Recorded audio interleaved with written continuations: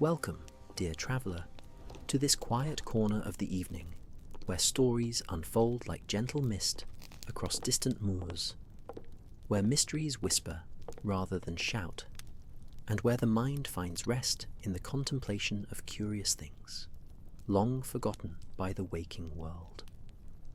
I'm so glad you found your way here tonight, to this space we've created together for peace, for wonder, and for the soft embrace of sleep that comes when we allow ourselves to drift into narratives that soothe rather than startle. Tonight's journey takes us to Victorian London during the depths of winter, to those gaslit streets where snow falls silent upon cobblestones, where Baker Street sits wrapped in fog and mystery, and where Mr. Sherlock Holmes, that most rational of men, encounters something that defies his considerable powers of deduction. This tale we'll share is designed to carry you gently towards sleep, to occupy that restless part of your mind that sometimes keeps you awake, while allowing the deeper currents of consciousness to drift peacefully toward dreams. Before we begin, perhaps you might share in the comments below where you're listening from tonight. What distant corner of our world has brought you here to this Victorian mystery? I always find such comfort in knowing that across all the miles and time zones, we gather together in these quiet moments, seeking the same peaceful rest. Now settle in, get comfortable, and breathe with me as we begin. The winter of 1894 descended upon London with a particular ferocity that seemed to reach beyond mere meteorological phenomena into something more ancient, more deliberately bitter than even the oldest residents could recall from their childhood memories. Snow fell, not in the cheerful flurries that children chase with outstretched tongues, but in heavy, silent curtains that muffled the city's usual cacophony until even the busiest thoroughfares felt like libraries, hushed and reverent. The Thames itself began to freeze at its edges, ice creeping inward night by night like crystalline fingers, reaching toward the centre of that great artery of commerce and history. Within the sitting room at 221B Baker Street, however, warmth and light prevailed against the encroaching cold. The fire in the hearth had been built up to a generous blaze, each piece of coal carefully selected and positioned by Mrs. Hudson, who understood the particular alchemy required to create flames that would burn steadily throughout these longest of winter nights. The flames cast dancing shadows across walls papered in a deep wine-coloured pattern, across the Persian carpet worn thin in familiar paths, across the considerable disorder that characterized Holmes's approach to domestic arrangements. Stacks of newspapers, chemical apparatus on the side table, the violin resting in its case near the window like a sleeping companion. I sat in my accustomed chair, a volume of poetry open upon my lap, though I had long since ceased actually reading the words. Instead, I found myself mesmerized by the interplay of firelight and shadow, by the gentle ticking of the clock upon the mantel, by the soft susurration of snow against the window panes. Outside, the gaslight from the street lamp opposite our building created a halo of golden luminescence in the falling snow, each flake briefly illuminated before disappearing into the accumulating drifts below.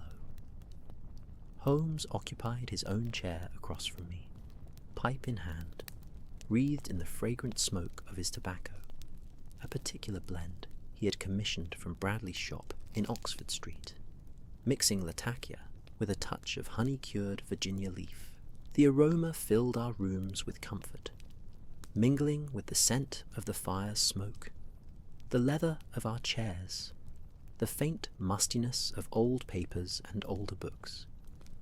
His eyes were half closed in that peculiar state between meditation and observation that he sometimes achieved, where his formidable intellect seemed to rest while remaining somehow vigilant, like a cat appearing to doze while aware of every movement in its domain. "The city grows quieter," he murmured, his voice low and contemplative, perfectly suited to the evening's atmosphere. "Can you hear it, Watson? The silence accumulating like the snow itself, layer upon layer, until even those sounds we depend upon to mark the rhythm of urban existence fade into insignificance." I listened, allowing my awareness to expand beyond our comfortable rooms. He was quite correct. The usual rumble of traffic along Baker Street had diminished to almost nothing. No vendors called their wares. No hansom cabs clattered past with urgent passengers. Even the public house 2 doors down, usually a source of convivial noise well into the night, seemed muffled and distant. "It's almost eerie," I replied softly, careful not to disturb the peaceful quality that had settled over us, as if the city holds its breath. "London has seen countless winters," Holmes observed, drawing upon his pipe and watching the smoke rise in lazy spirals toward the ceiling. "Winters that froze the Thames solid enough for frost fairs. Winters that brought wolves to the city gates in centuries past. Winters that tested human endurance and resourcefulness. Yet this one feels different somehow, expectant, as though nature itself awaits some significant occurrence." Before I could respond to this unusually poetic observation from my normally pragmatic friend, a sharp knock sounded at our door below. Mrs. Hudson's voice followed, muffled by the floors between us, speaking to some visitor who had braved the inclement weather. Footsteps ascended our 17 stairs. I had counted them so many times over the years that the number had become automatic knowledge. And then our landlady appeared in the doorway, her expression carrying that particular mixture of concern and curiosity that heralded interesting developments. "Gentlemen, I apologize for the intrusion at such an hour," she began, her Yorkshire accent softening the formal words. "There's a young lady here, come without appointment, and in quite a state. I've taken the liberty of having her wait in the corridor, but she seems most insistent about speaking with Mr. Holmes. She says it concerns a disappearance. Something about—" Mrs. Hudson paused, glancing behind her, as though to confirm what she was about to say. Something about a queen frozen in ice. Holmes's eyes opened fully, the meditative quality vanishing instantly as his attention focused with characteristic intensity. He set his pipe aside with careful deliberation and straightened in his chair. A queen frozen in ice? How perfectly intriguing. "Please, Mrs. Hudson, show the young lady in immediately. Watson, perhaps you might add another piece of coal to the fire. Our visitor has clearly endured significant cold to reach us tonight, and hospitality demands we provide warmth." I rose and attended to the fire as requested, selecting a good-sized piece of coal with the brass tongs and positioning it where it would catch most effectively. The flames responded eagerly, their brightness increasing as the fresh fuel began to radiate heat. Mrs. Hudson departed and returned moments later with our unexpected visitor, then discreetly withdrew, pulling the door closed behind her with a soft click that seemed to seal us into our own world, separate from the frozen city beyond. Our guest was indeed a young woman, perhaps 25 years of age, dressed in travelling clothes that suggested both good taste and comfortable means without ostentation. Her coat was of deep green wool, damp at the shoulders and hem from the snow outside. Her gloved hands trembled slightly whether from cold or emotion I could not immediately determine. Dark hair escaped in wisps from beneath her hat, and her eyes, when they met ours, held an expression of profound worry, tempered by determined composure. "Mr. Holmes," she inquired, her voice barely above a whisper, as though the peaceful quiet of our rooms commanded respect. "I am Miss Eleanor Ashford. I apologize most profusely for arriving without appointment, and at such an unseasonable hour. But I have travelled from Northumberland these past 2 days, and the matter that brings me here allows for no delay, though I scarcely know how to describe it without sounding as though I've taken leave of my senses." Holmes gestured to the chair I had vacated, positioning himself to stand beside the fire where he could observe our visitor, while I took up a position near my desk, ready to take notes should the matter prove worthy of documentation. "Miss Ashford, please seat yourself and take a moment to gather your thoughts. Watson, might you pour our guests some tea? I believe Mrs. Hudson left a pot warming by the hearth earlier this evening." Indeed, our excellent landlady had anticipated such needs, and I found the teapot nestled near the fire, its contents still pleasantly hot. I poured a cup, adding a bit of sugar without asking. The young lady's pallor suggested she could benefit from the sweetness, and delivered it into her waiting hands. She accepted with a grateful nod, and wrapped both hands around the cup, as though drawing strength from its warmth.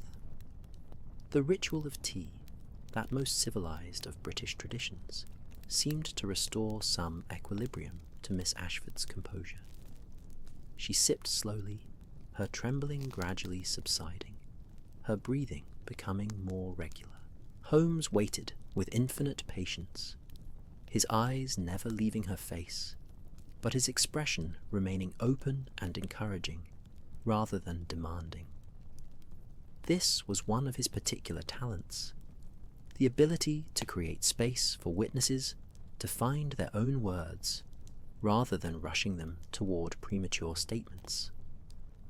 Finally, after perhaps 3 full minutes of silence, broken only by the crackling of the fire and the whisper of snow against glass, Miss Ashford set her cup down upon the small table beside her chair, and began her extraordinary tale. "My family has resided at Ashford Hall in Northumberland for 14 generations," she commenced, her voice gaining strength as she settled into her narrative. "It is not a grand estate by the standards of some, but it is comfortable, surrounded by moorland and ancient forest that has belonged to our family since before the Conquest. 3 miles from our hall, deep within those woods, stands a ruin known locally as the Fay Queen's Chapel, a remnant of something far older than Norman architecture, with stonework that some scholars suggest predates even Roman occupation of Britain."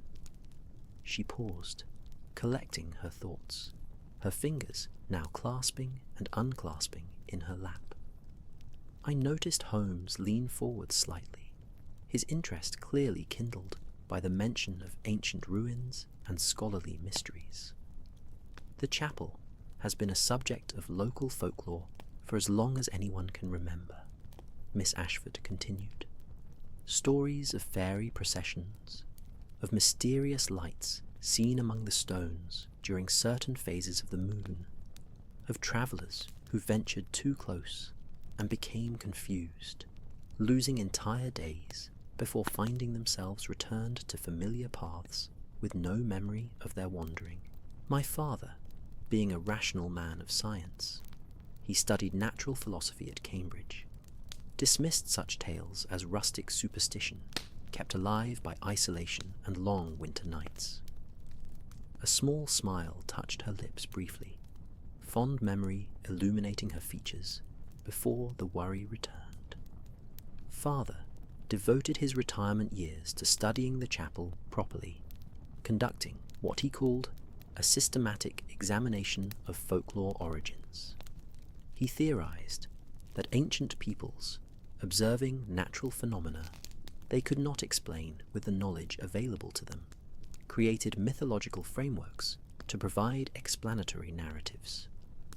The mysterious lights, he believed, might be marsh gas or phosphorescence from particular mineral deposits.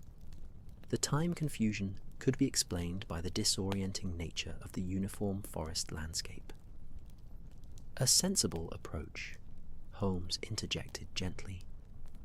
The application of rational investigation to seemingly supernatural phenomena often reveals prosaic explanations, though not always, he added with a slight smile. Please, continue. 3 weeks ago, Father discovered something in the chapel ruins. Miss Ashford's voice dropped even lower, and I found myself leaning closer to catch her words. He came home quite agitated, speaking of having found what he called an impossible chamber beneath the oldest section of the stonework. He had been mapping the site, you understand, and his measurements suggested that one particular foundation wall was far thicker than architectural necessity demanded. Upon closer examination, he found that what appeared to be solid stone was actually a cunningly concealed entrance.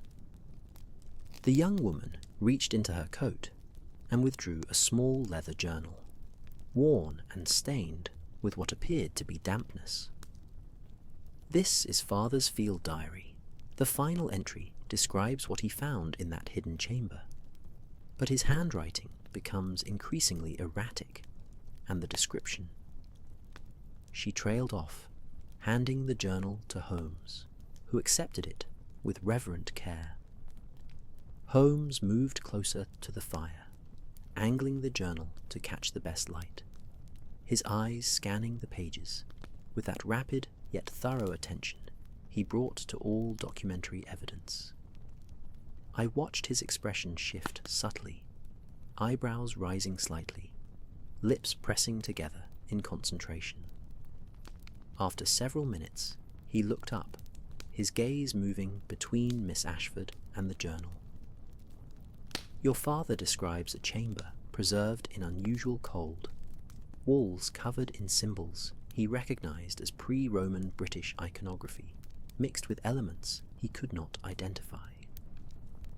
And in the center, if I read his increasingly agitated handwriting correctly, a block of ice within which something appeared to be suspended, something he describes as resembling a human figure, female, wearing what he interpreted as ceremonial garments. Holmes paused, his voice carefully neutral. He writes that the ice seemed to glow with its own light, that the temperature in the chamber remained well below freezing, despite being sealed away from winter weather, and that he felt an overwhelming sensation of being observed. Miss Ashford nodded, her expression grim. That entry was written 3 weeks ago, dated the 3rd of December. Father returned to the site daily after that, sometimes spending entire days and nights in that chamber. He filled page after page with sketches of the symbols, with measurements, with increasingly bizarre theories. He wrote of dreams in which the figure in the ice spoke to him, called to him, promised revelations about the ancient peoples who inhabited our island before history began to record their existence. She drew a shaking breath, and I quietly poured her more tea, which she accepted with a distracted nod. 5 days ago, Father went to the chapel and did not return. We organized search parties, of course. The entire household staff, several neighbors, even the local constabulary participated. We found the concealed entrance exactly as Father had described it. We found his lantern, still burning, though the oil should have long since been exhausted. We found his overcoat, carefully folded, as though he had found the chamber too warm rather than freezing cold. but father himself. Her voice broke slightly, and she took a moment to compose herself. He had simply vanished. Holmes returned to his chair, the journal still in his hands, his fingers absently turning pages, as his mind clearly worked through the information presented. The fire crackled and popped, sending up a shower of sparks that briefly illuminated the chimney's dark throat before dying away. Outside, the wind had picked up slightly, creating a low moan as it navigated the narrow space between buildings. The ice chamber itself, Holmes inquired after a respectful pause. Did the search parties observe it as your father described? That's the most peculiar aspect, Miss Ashford replied, her voice steadying as she focused on concrete details. They found the chamber, certainly, and it was indeed unnaturally cold, but they reported no ice block, no preserved figure, no glowing light, just an empty stone room with strange carvings on the walls. They believed father had been suffering from some delusion brought on by... She paused, clearly reluctant to speak the words, by an unsound mind. They suggested his disappearance was a voluntary departure, that perhaps his reason had been affected by too much solitary study. But you believe otherwise, I interjected, speaking for the first time since our guest had begun her account. You believe something genuinely mysterious transpired in that chamber. Her eyes met mine, and I saw in them a clarity and intelligence that confirmed her judgment was not lightly given. Dr. Watson, I know my father. His mind was as sound as yours or mine. Whatever he observed in that chamber was real, not delusion. And now he is gone, vanished without trace or explanation, and I fear. She hesitated, then completed her thought with quiet determination. I fear that unless someone can unravel what truly happened, he may never return. Holmes set the journal aside and steepled his fingers beneath his chin, a gesture I had observed countless times before, always indicating deep concentration. Miss Ashford, I must be frank with you. What you describe contains elements that strain credibility. Ancient chambers, preserved bodies in ice, paranormal sensations, impossible disappearances. These are the materials of sensation novels, not rational investigation. Yet, he paused, his eyes focusing on some point beyond our immediate surroundings. There are more things in heaven and earth, as the bard reminds us, than are dreamt of in our philosophy. And I have learned through experience that dismissing testimony simply because it challenges conventional understanding is the mark of a closed mind. He rose, pacing toward the window, where he looked out at the snow-shrouded street below. The weather makes immediate travel inadvisable, but first light will see Watson and myself accompanying you back to Northumberland. We shall examine this Fay Queen's chapel, this mysterious chamber, and the circumstances of your father's disappearance, with thorough attention to every detail, however peculiar. If there is a rational explanation, as I suspect there must be, we shall uncover it, and if we find ourselves confronting something that transcends ordinary experience, well, a slight smile touched his features. That would be rather interesting, would it not?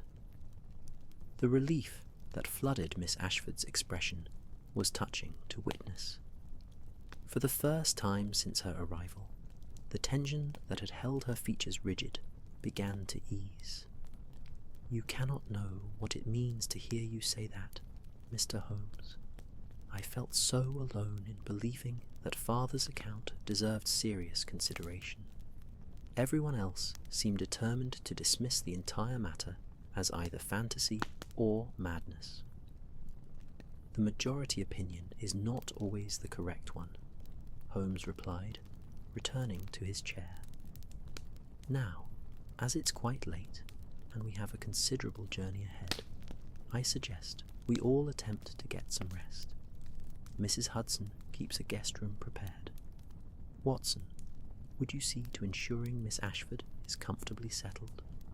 We shall meet at first light to begin our preparations. I escorted our guest downstairs, where Mrs. Hudson, with her usual efficiency, had already anticipated the need, and prepared the small but comfortable room she kept for occasional visitors.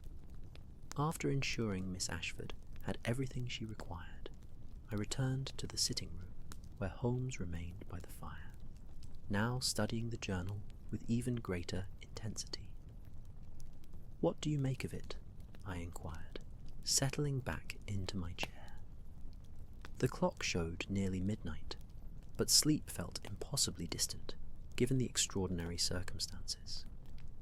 He turned several pages, his finger tracing what appeared to be sketched symbols. "These markings he's copied. They're intriguing. Some resemble known Celtic iconography, but others—" He trailed off, lost in thought. "Watson, reach me that volume on ancient British archaeology from the third shelf, would you? The one by Professor Higgins." I retrieved the requested book, and for the next hour we sat in companionable silence, Holmes cross-referencing symbols, while I added the occasional piece of coal to the fire and refilled our teacups from the pot that Mrs. Hudson had thoughtfully replenished at some point. The snow continued its patient work outside, transforming London into something strange and beautiful, muffling the ordinary world beneath layers of crystalline white. Eventually, Holmes closed both books and stretched, the vertebrae in his spine making small popping sounds. "We should sleep," he announced, though his eyes remained bright with that peculiar intensity that meant his mind was already fully engaged with the puzzle. "Tomorrow begins what may prove to be one of our more unusual investigations." I retired to my own room, but found sleep elusive. The image of an ancient chapel in distant woods, of a chamber beneath the earth where impossible ice preserved secrets from ages past, of a rational man drawn into mystery and then vanishing utterly. These thoughts circled through my consciousness, like the snow circling in the wind outside my window. When I finally did sleep, my dreams were filled with cold chambers and strange symbols that seemed to shift and change whenever I tried to examine them directly. Morning arrived, not with sunshine, but with that peculiar luminous quality that comes when fresh snow covers everything and reflects even the weak winter light. I woke to find Mrs. Hudson had already prepared a substantial breakfast, understanding that we faced a long journey. Holmes was already at the table, dressed for travel, consulting a railway timetable, while consuming toast and coffee with mechanical efficiency. Miss Ashford joined us shortly after, looking more rested than I had expected given the circumstances. The resilience of youth, combined with the relief of having enlisted help, seemed to have restored some of her natural vitality. She had managed her hair more neatly, and her travelling clothes, properly dried and brushed by Mrs. Hudson's ministrations, looked quite respectable.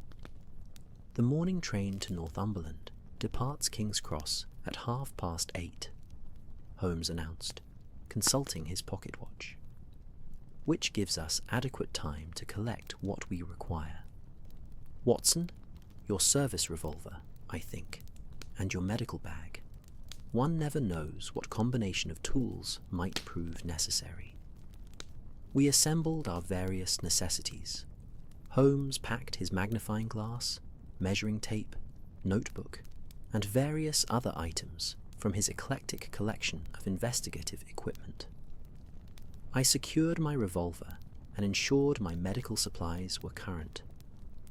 Miss Ashford had only the small valise she had brought with her, having travelled light in her urgency to reach London. The journey to King's Cross Station took us through streets transformed by snow. The cab horses moved carefully, their breath creating clouds of vapour in the frigid air. Shopkeepers were shovelling pathways through drifts that had accumulated overnight. Children had already begun constructing snowmen in those small parks and squares that punctuated the urban landscape.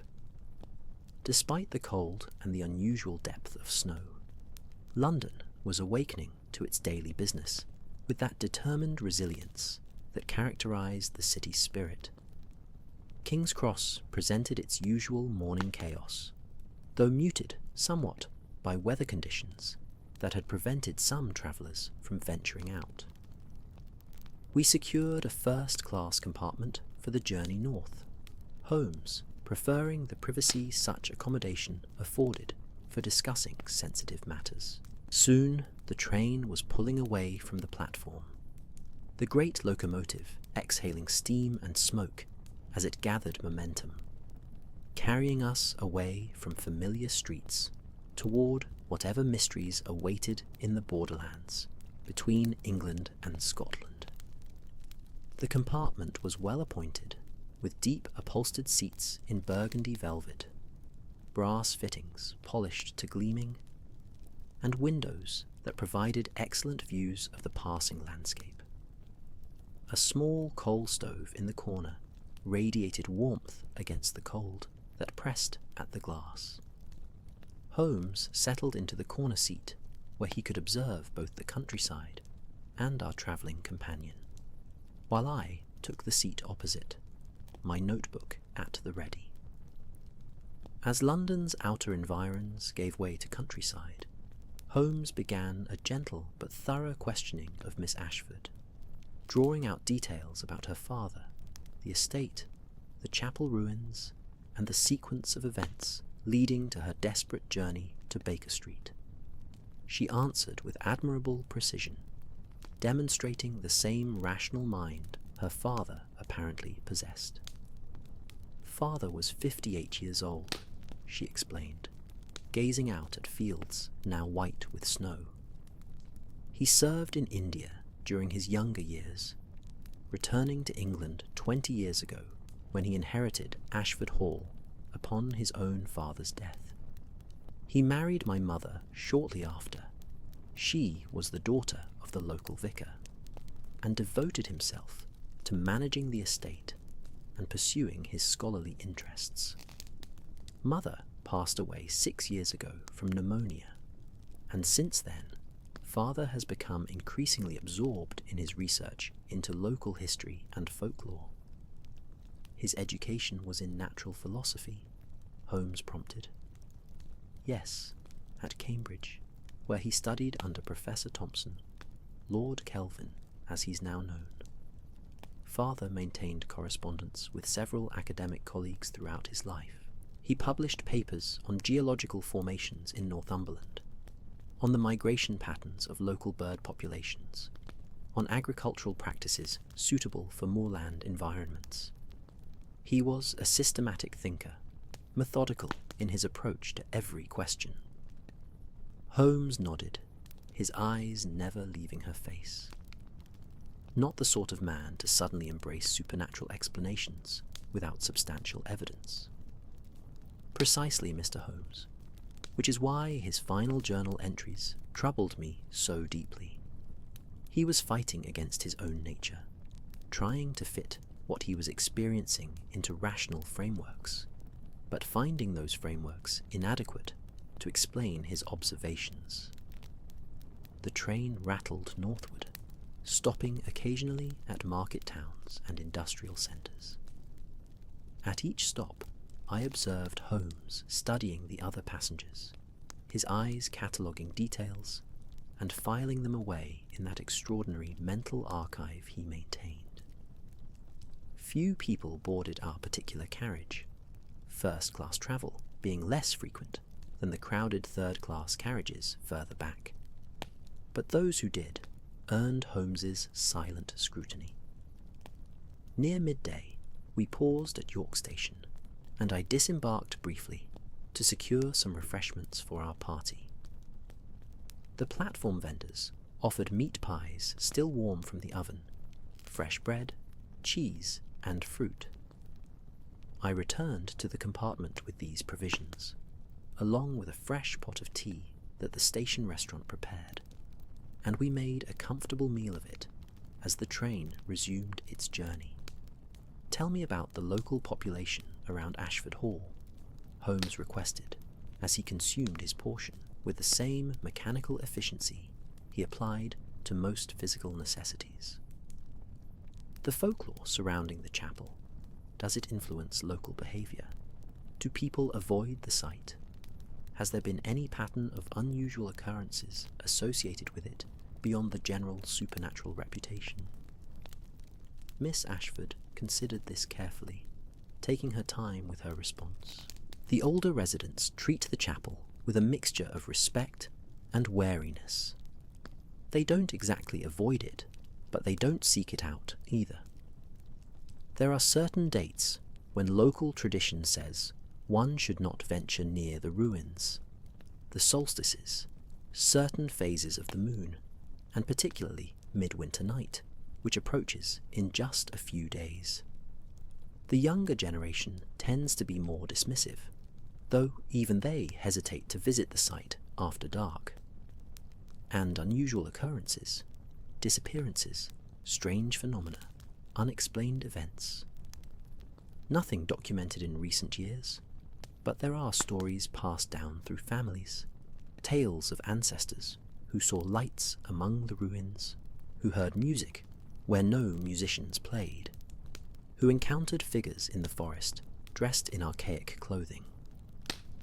One story my father found particularly interesting involved a shepherd from perhaps a century ago, who supposedly spent a single night sheltering near the chapel and emerged speaking of having attended a great feast that lasted for hours, though morning came only minutes after his arrival, according to the position of stars.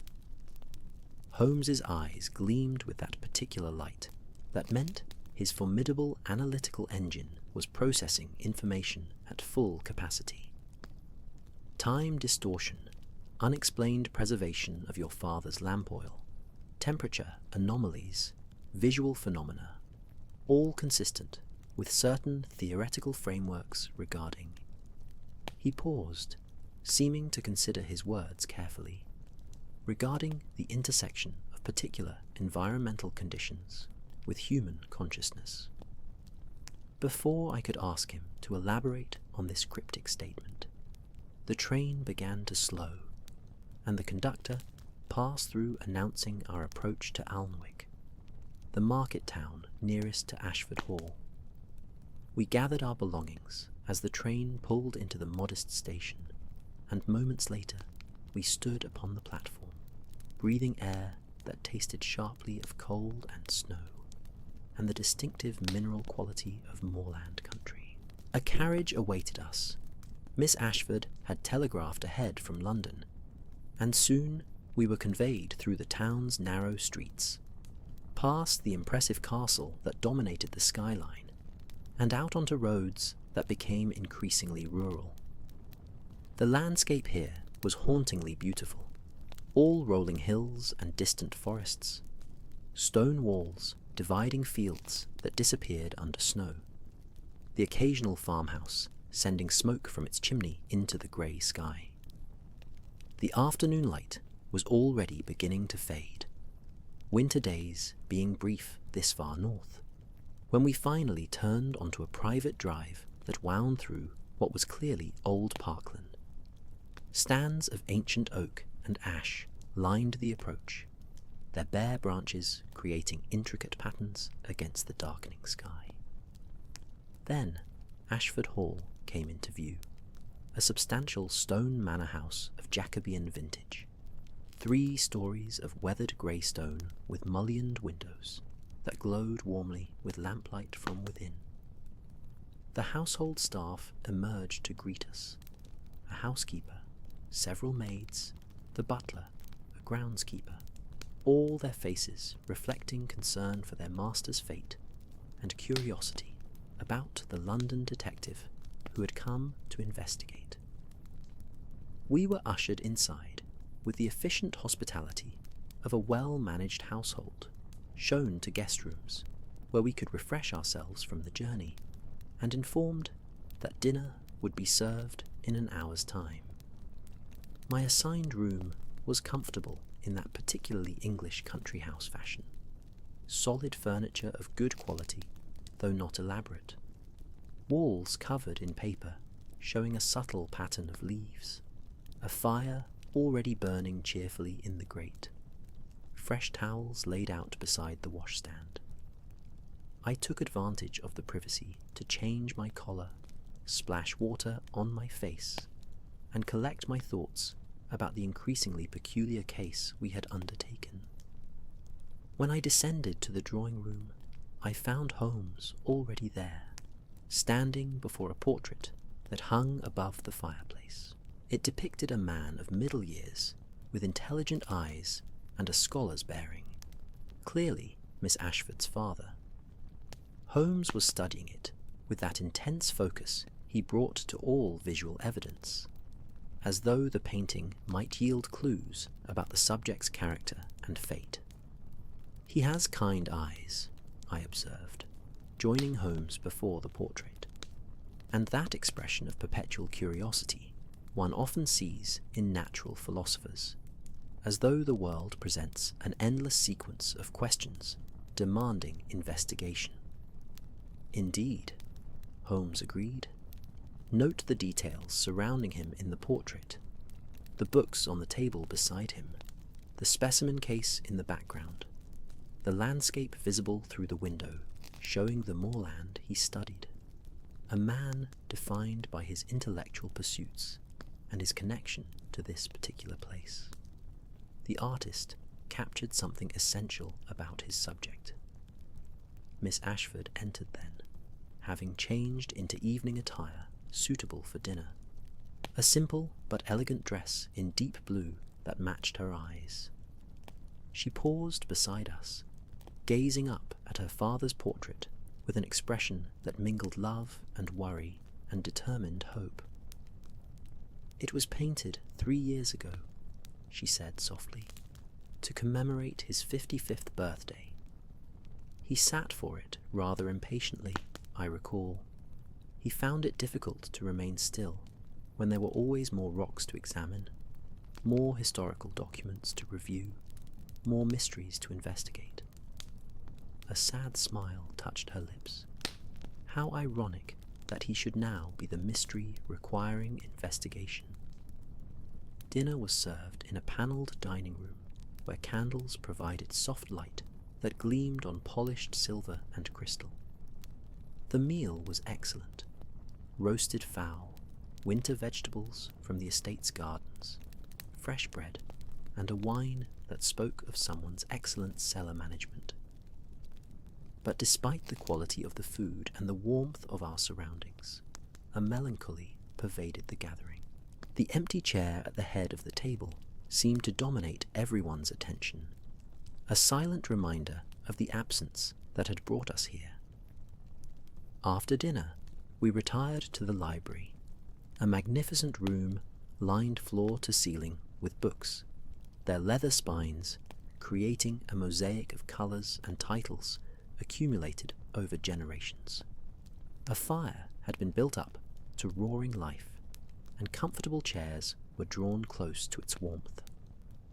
Holmes immediately began examining the volumes, his fingers trailing across spines, occasionally removing a book to check its publication date or leaf through its contents. "Your father was a collector," he observed. Not really a question, but an opening for conversation. "An accumulator," he would say. Miss Ashford replied, settling into one of the chairs. "He believed that you never knew which piece of information might prove crucial to understanding some larger pattern. So he gathered books on every conceivable subject: natural history, ancient history, anthropology, folklore, geology, archaeology. He used to say that knowledge was interconnected, that drawing artificial boundaries between disciplines was a failure of imagination. Holmes pulled a volume from the shelf. I could see it was titled Ancient British Monuments and Their Legends, and brought it to his chair. Did he leave any notes about his chapel investigations beyond what appears in the field journal? Any correspondence with other scholars about what he found?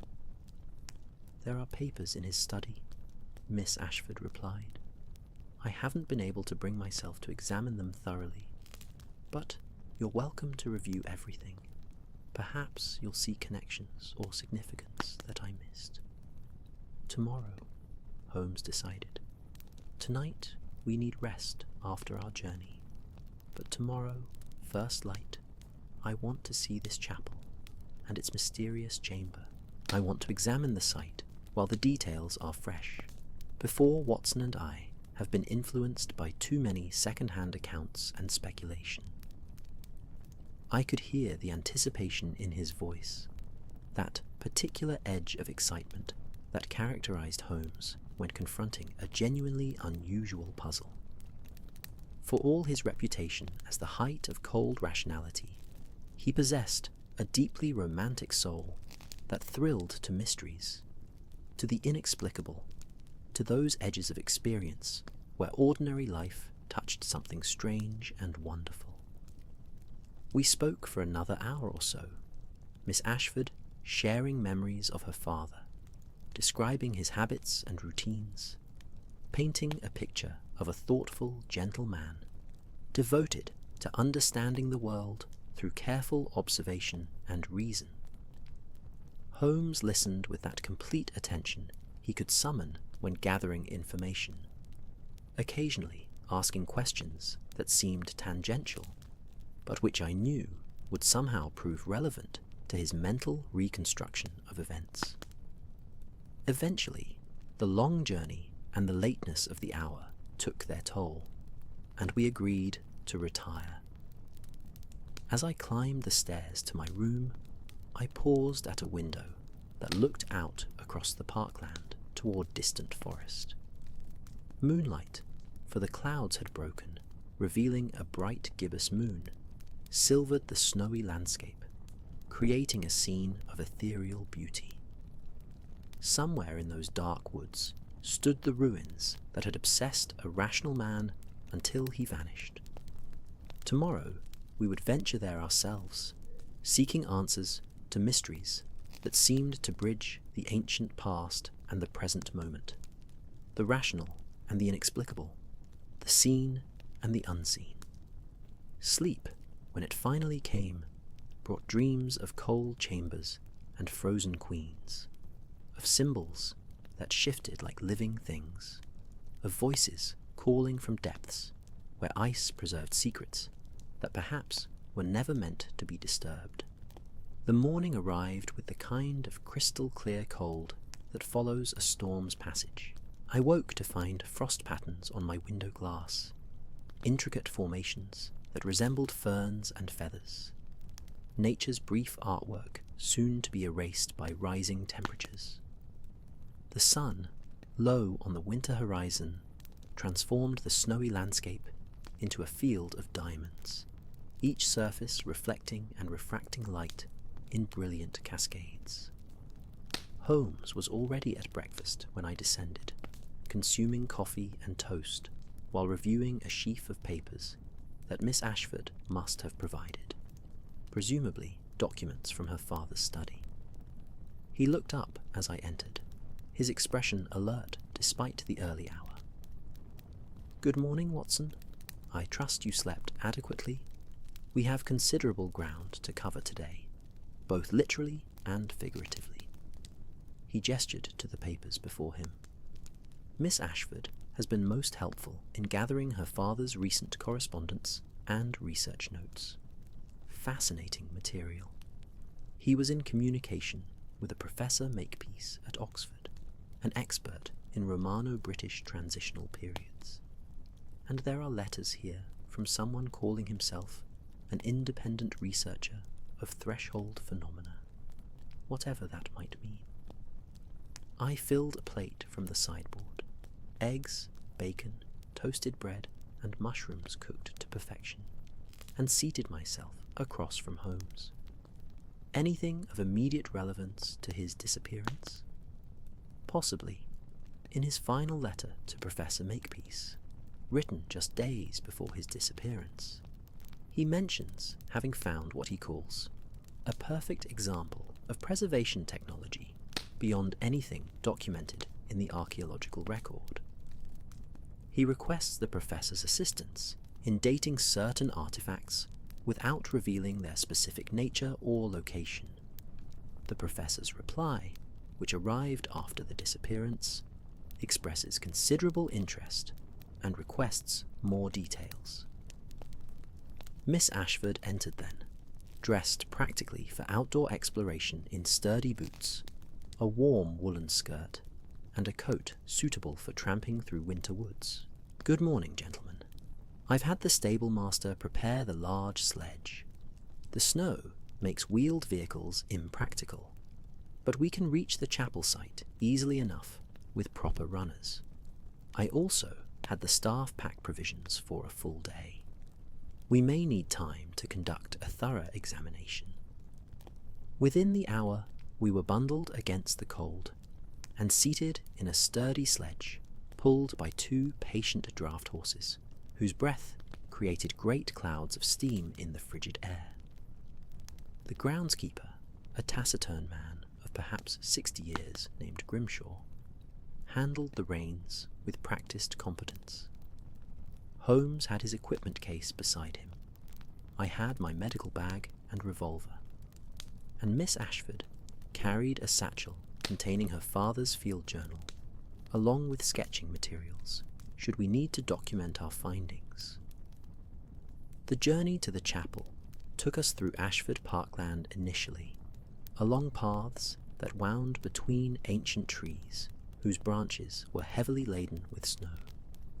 Cardinals flashed brilliant red against the white background, and I spotted a hawk perched high in a bare oak, its keen eyes surveying the landscape for unwary prey. The morning was absolutely silent, except for the muffled sound of the horses' hooves and the soft swish of the sledge runners through snow.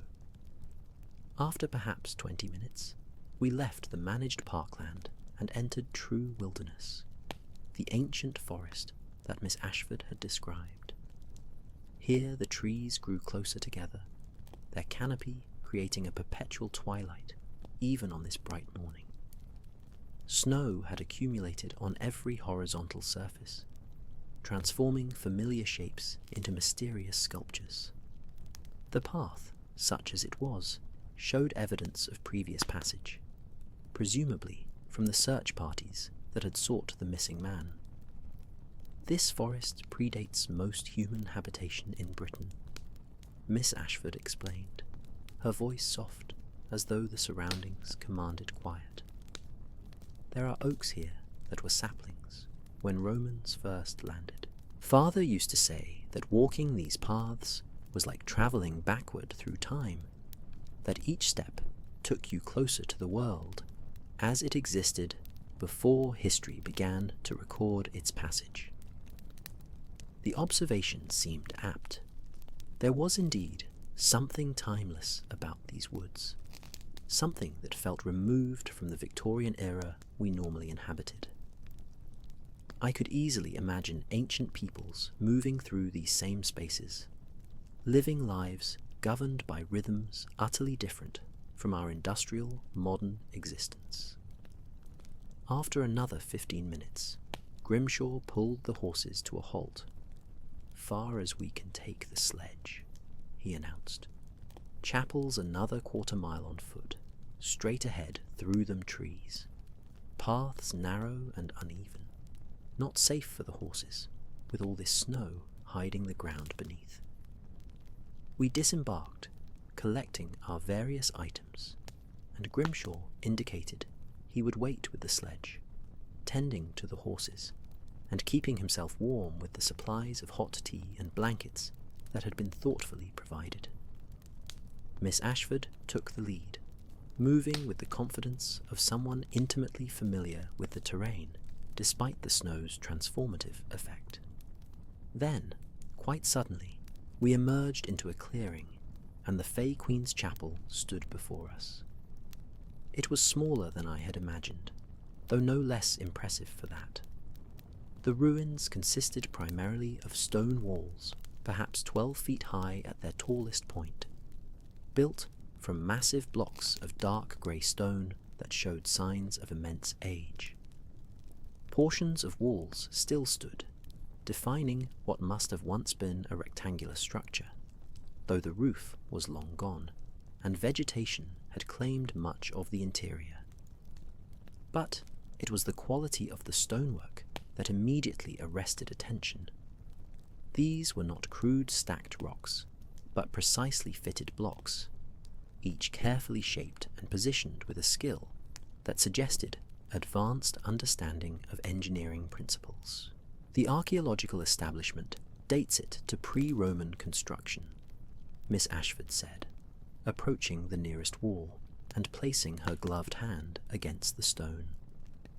But father believed it was far older than that. He found tool marks that didn't match any known Roman or Celtic patterns. And there's something about the acoustics within the walls. Sounds behave strangely, echoing in ways that shouldn't be possible given the open roof. Holmes was already circling the perimeter, his keen eyes examining every detail. He paused at what appeared to be carvings on one of the stones, spirals and geometric patterns that seemed to shift and change depending on the angle of observation. I watched as he removed his glove and traced the pattern with his bare finger, as though the tactile sensation might convey information that sight alone could not provide. "The stone is remarkably warm," he observed. "Despite the freezing temperature and the snow all around, this particular block radiates noticeable heat. Curious, very curious indeed." I approached and laid my own hand on the stone. Holmes was quite right. It felt almost blood-warm to the touch, an effect for which I could conceive no rational explanation. The thermal properties of stone did not include spontaneous heat generation. Father noted the same phenomenon, Miss Ashford confirmed. It's one of the reasons he rejected the marsh gas theory for the mysterious lights. He believed there might be some geothermal explanation, perhaps volcanic activity, deep beneath the surface, creating localized warming effects. Holmes moved to the interior of the ruined chapel, carefully navigating between broken stones and snow-covered rubble. Near what might have been the eastern wall, traditionally the most significant orientation for religious structures, he stopped and knelt, brushing snow away from the ground. "Here," he announced, "the concealed entrance." Miss Ashford joined him, and together they cleared away more snow, revealing what initially appeared to be solid paving stones. But Holmes's probing fingers found irregularities, and with some effort, one of the stones shifted, then lifted away entirely, revealing darkness beneath. Father described it as having been intentionally designed to appear solid, Miss Ashford explained. But once you know it's there, the mechanism becomes apparent. Each of these stones can be removed, creating an opening large enough for a person to descend. Holmes produced a dark lantern from his equipment case, lit it, and directed its beam into the opening. A crude stairway descended into darkness, the steps carved directly from bedrock, worn smooth by countless feet across unimaginable spans of time. Cold air flowed upward from below, carrying with it a scent that I could not quite identify. Something mineral, something ancient, something that made the hair on the back of my neck prickle with instinctive wariness. "Watson, your revolver at the ready, if you please," Holmes instructed. "Miss Ashford, I must ask you to remain here while Watson and I make the initial descent. If we do not return within 30 minutes, go back to Grimshaw and organize another search party." "Absolutely not," Miss Ashford replied with firm conviction. "This concerns my father. I will not wait above like some helpless damsel in a sensation novel. I am coming with you." Holmes regarded her for a long moment, then nodded with evident respect. "Very well, but stay between Watson and myself, and if I give any instruction, follow it immediately without question. Agreed?"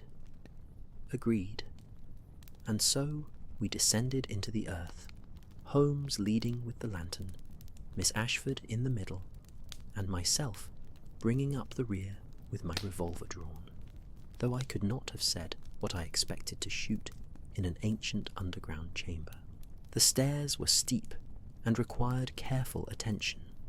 One misstep would send the unfortunate person tumbling into darkness. The walls on either side were carved with more of those strange symbols, and in the lantern light they seemed almost to move, almost to writhe, with meanings just beyond comprehension.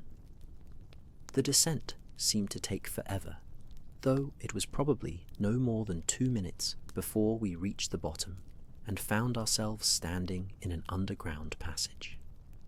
The air here was shockingly cold, our breath creating great clouds of vapour, and the lantern light revealed walls of living rock that had been smoothed and carved with painstaking care. The passage extended perhaps 30 feet ahead, ending in what appeared to be a wooden door, ancient and reinforced with iron bands that showed intricate decorative patterns. Holmes approached the door slowly, examining it with his magnifying glass, looking for I knew not what, triggers, traps, warnings. But he found nothing concerning, and when he pressed against the door, it swung inward with surprising ease, as though its hinges had been recently oiled rather than abandoned for centuries. The chamber beyond stopped us all in our tracks. It was larger than the chapel ruins above, perhaps 40 feet across and 20 feet high, its walls covered entirely in carvings that made the exterior symbols seem crude by comparison. But it was the centre of the chamber that commanded attention. There, exactly as Miss Ashford's father had described, stood a block of ice, perhaps 8 feet long, 4 feet wide, and 4 feet high. And within that ice, preserved with impossible clarity, was the figure of a woman. She appeared to be in her 3rd decade of life, tall and slender, dressed in garments that resembled no historical period I could identify. The fabric seemed to be some kind of fine leather, decorated with intricate beadwork and embroidery in patterns that echoed the carvings on the walls. Her hair was long, dark, and arranged in an elaborate style that incorporated small bones and what might have been precious stones. Her face was serene, peaceful, as though she slept rather than lay dead and frozen. But most remarkable, and most unsettling, the ice itself seemed to glow with a soft blue-white light that had nothing to do with Holmes's lantern. The illumination came from within the ice itself, pulsing gently like a slow heartbeat, casting shifting shadows across the chamber walls. "Extraordinary," Holmes breathed, approaching slowly, his scientific curiosity clearly warring with instinctive caution.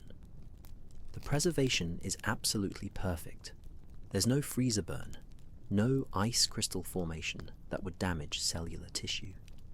It's as though she was encased only moments ago, though these surroundings suggest vast antiquity.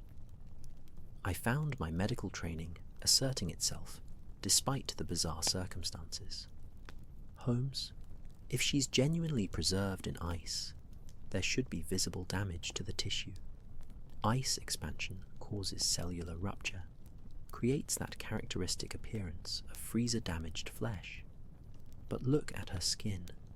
It appears entirely normal, as though she's merely sleeping in very cold conditions, rather than frozen solid. Miss Ashford had moved to examine the wall carvings more closely, her artistic training allowing her to see patterns and meanings that might escape our notice. These symbols, I've seen similar ones in Father's sketches, but here there are so many more. They seem to tell a story, progressing around the chamber in a continuous narrative. Here, she pointed to a sequence near the door. These appear to show people gathering, perhaps for some ceremony. And as you progress around the room, the narrative continues. There are astronomical symbols, representations of seasons changing, figures that might be leaders or priests. She moved further around the chamber, tracing the story with her finger. And here, toward the end of the sequence, there's a figure that seems to correspond to the woman in the ice. See the same clothing style? The same decorated hair? She's shown surrounded by others, and then there's this symbol that appears repeatedly. She paused, her expression troubled. Father noted this in his journal. It's a symbol that appears in various Celtic traditions, though the exact meaning was lost to time. He translated it tentatively as threshold guardian or keeper of the boundary. Holmes had been examining the ice itself, and now he called us over. Look at this, the surface of the ice. Do you see these marks? They're handprints, dozens of them, as though many people had pressed their palms against the ice. And they're recent. See how they've disrupted the frost that would naturally accumulate? Indeed, now that he pointed them out, I could see the marks clearly. Palm prints, finger traces, evidence of repeated touching. Your father, I suggested to Miss Ashford. She nodded slowly. He must have been touching it, perhaps trying to understand the material, perhaps. She trailed off, but the implication hung in the cold air, perhaps trying to connect with whatever presence the ice contained. Holmes circled the entire block slowly, his lantern revealing every angle. When he completed his circuit, his expression was deeply thoughtful. The temperature in this chamber is well below freezing. I'd estimate perhaps 20 degrees Fahrenheit, possibly colder. Yet there's no visible source for such cold. No ice formations on the walls, no frost accumulation, except on the block itself. The cold seems to radiate from the ice, but ice is a passive material. It doesn't generate cold. It merely exists at low temperature. This suggests... He paused, seeming reluctant to complete the thought. Suggests what? I prompted. Suggests that what we're observing is not ordinary ice. That it's something else. Something that resembles ice, but operates according to different principles. Something that might explain how perfect preservation could be maintained across vast spans of time without any apparent energy source or mechanical system. The chamber suddenly felt even colder, though I knew that was probably psychological rather than physical. We were standing in an impossible room, examining an impossible object, trying to apply rational analysis to something that seemed to transcend rational explanation. Your father's lamp, Holmes said suddenly, looking around. Miss Ashford, you said the search party found it still burning. Where exactly? She pointed to a spot near the wall opposite the door. There, in that niche in the rock. They said the oil should have burned out hours earlier, but the flame was steady and bright. Holmes moved to the indicated location, examining the niche with his magnifying glass. Interesting. There are marks here in the stone. See these scratches? This is where the lamp rested for an extended period, the metal base wearing against the rock. And here, he shifted his attention to the floor below the niche. Scuff marks in the dust, suggesting someone sat here for long periods, facing toward the ice block. A picture was forming in my mind. A man obsessed, spending hours in this cold chamber, staring at the frozen figure, perhaps touching the ice, perhaps speaking to the woman within. What had he hoped to achieve? What had he thought he might learn? The search party reported no sign of the ice block, I reminded Holmes. They found the chamber, but said it was empty, except for the lamp and the wall carvings. How do you explain that discrepancy? Holmes was silent for a long moment, his gaze moving between the ice block and the surrounding walls. I have two theories, he finally said. Either the search party was lying, though I can conceive no motive for such deception, or they genuinely did not see what we're currently observing. Which raises the profoundly disturbing question of whether what we're seeing is objectively present, or whether it's some form of collective hallucination. That's impossible, Miss Ashford protested. We can't all be sharing the exact same delusion. You're quite right, of course, Holmes agreed. Which brings me to my second theory, that this chamber exists in some state that allows for variable observation, that it can appear different to different observers, or appear differently at different times, according to principles we don't yet understand. He approached the ice block again, reaching out slowly as though to touch its surface. His bare hand hovered inches from the glowing ice, and I saw him hesitate, clearly weighing curiosity against caution. Holmes, I'm not certain that's wise, I cautioned. Wisdom rarely leads to breakthrough understanding, Watson, he replied, but he withdrew his hand nonetheless.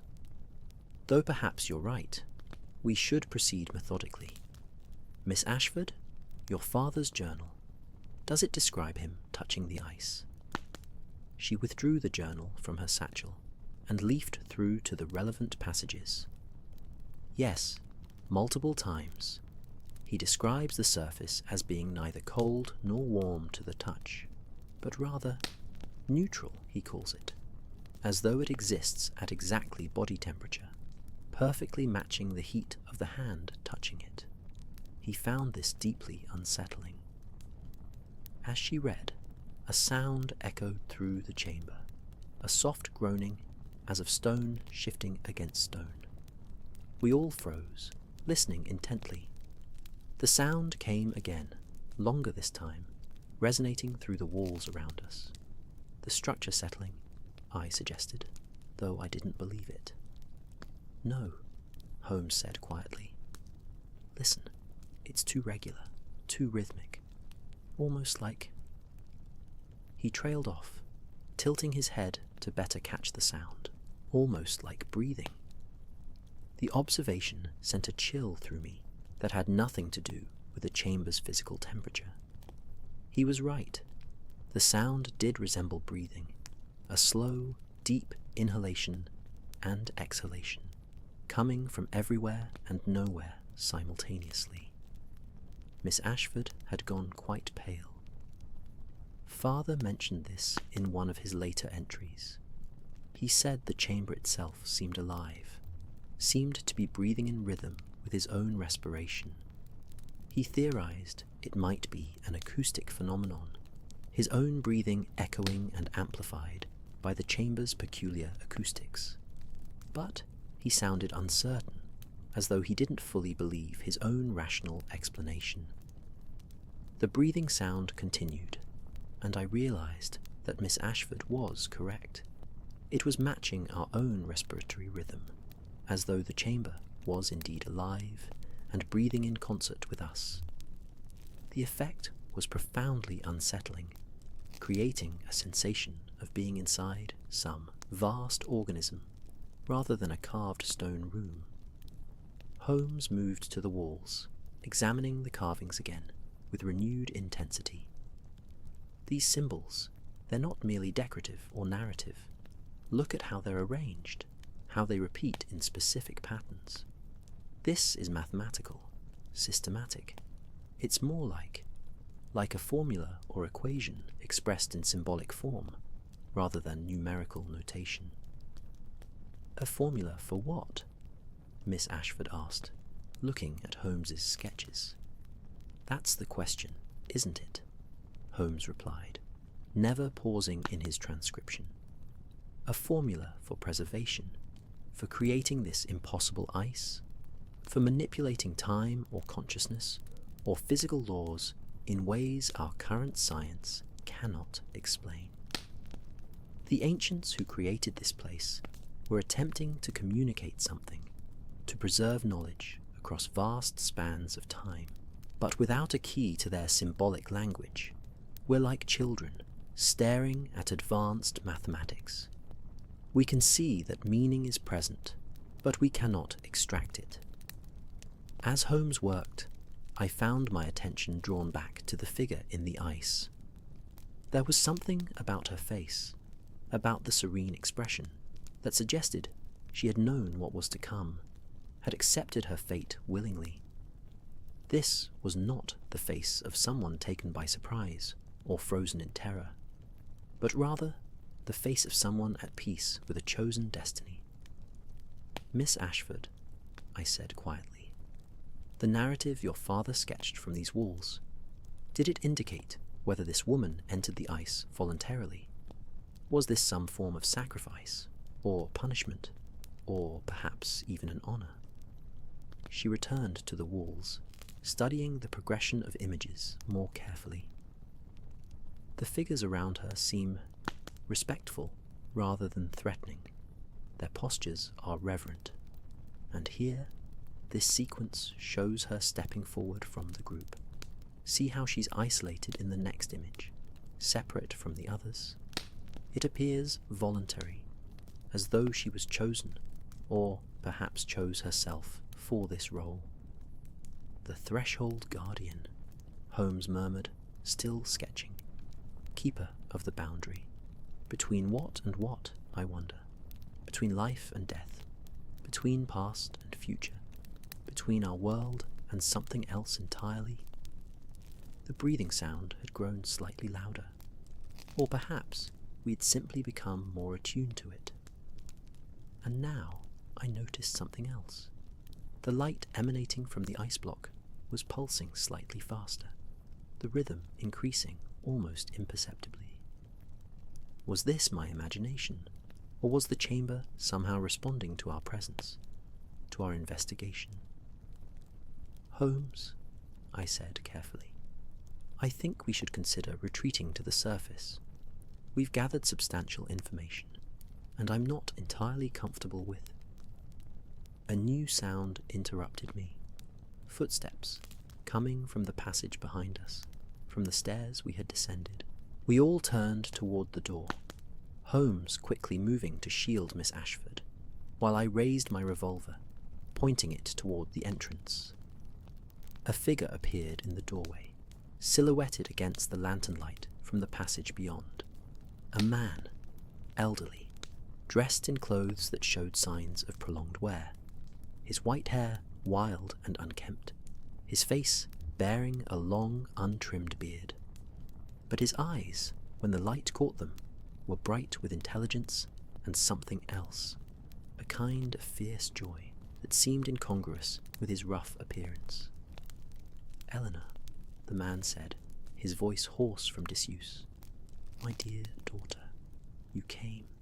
I knew you would understand, knew you would find help, would bring someone capable of seeing, of truly seeing what this place reveals. "Father," Miss Ashford cried out, moving toward him, but Holmes caught her arm, restraining her gently. "Wait," he cautioned. "Let us be certain of what we're observing before rushing forward."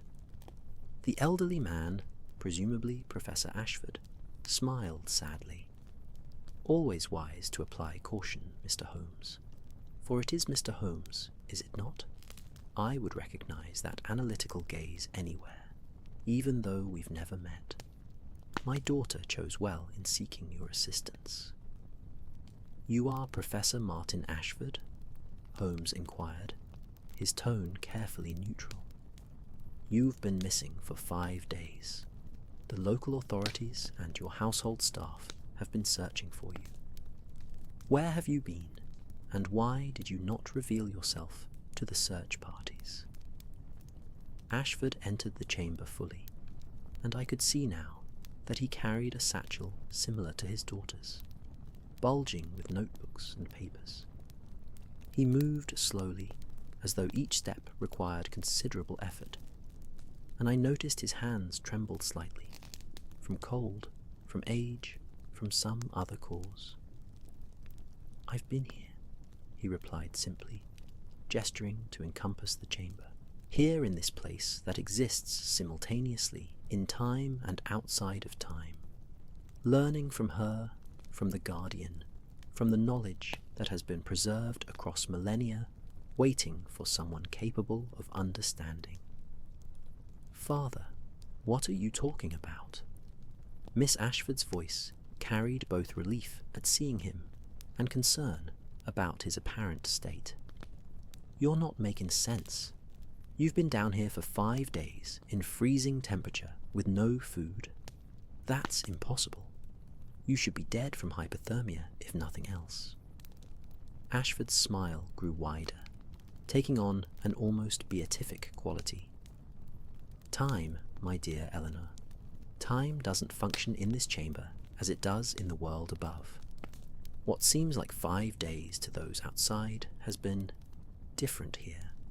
Longer in some ways, shorter in others. The Guardian has been teaching me, showing me memories preserved in the ice, revealing the knowledge that her people possessed before the world changed, before the great cataclysm that ended their civilization." Holmes had been observing Ashford with that intense focus he brought to human subjects, cataloguing every detail of appearance and behavior. "Professor, you're suffering from exposure and quite possibly from hallucinations brought on by hypothermia. Whatever you believe you've experienced, your current physical state suggests you require immediate medical attention. Dr. Watson is a physician. Allow him to examine you, and then we'll help you back to the surface where you can recover." But Ashford shook his head firmly. "I am not ill, Mr. Holmes, despite appearances. I am changed, certainly, transformed by what I've learned, but not ill, and I cannot leave yet. The work is not complete. She has shown me so much, but there is more, always more. The knowledge they possessed about the nature of consciousness, about the relationship between mind and matter, about how reality itself can be shaped by properly trained awareness. It transcends everything our modern science understands."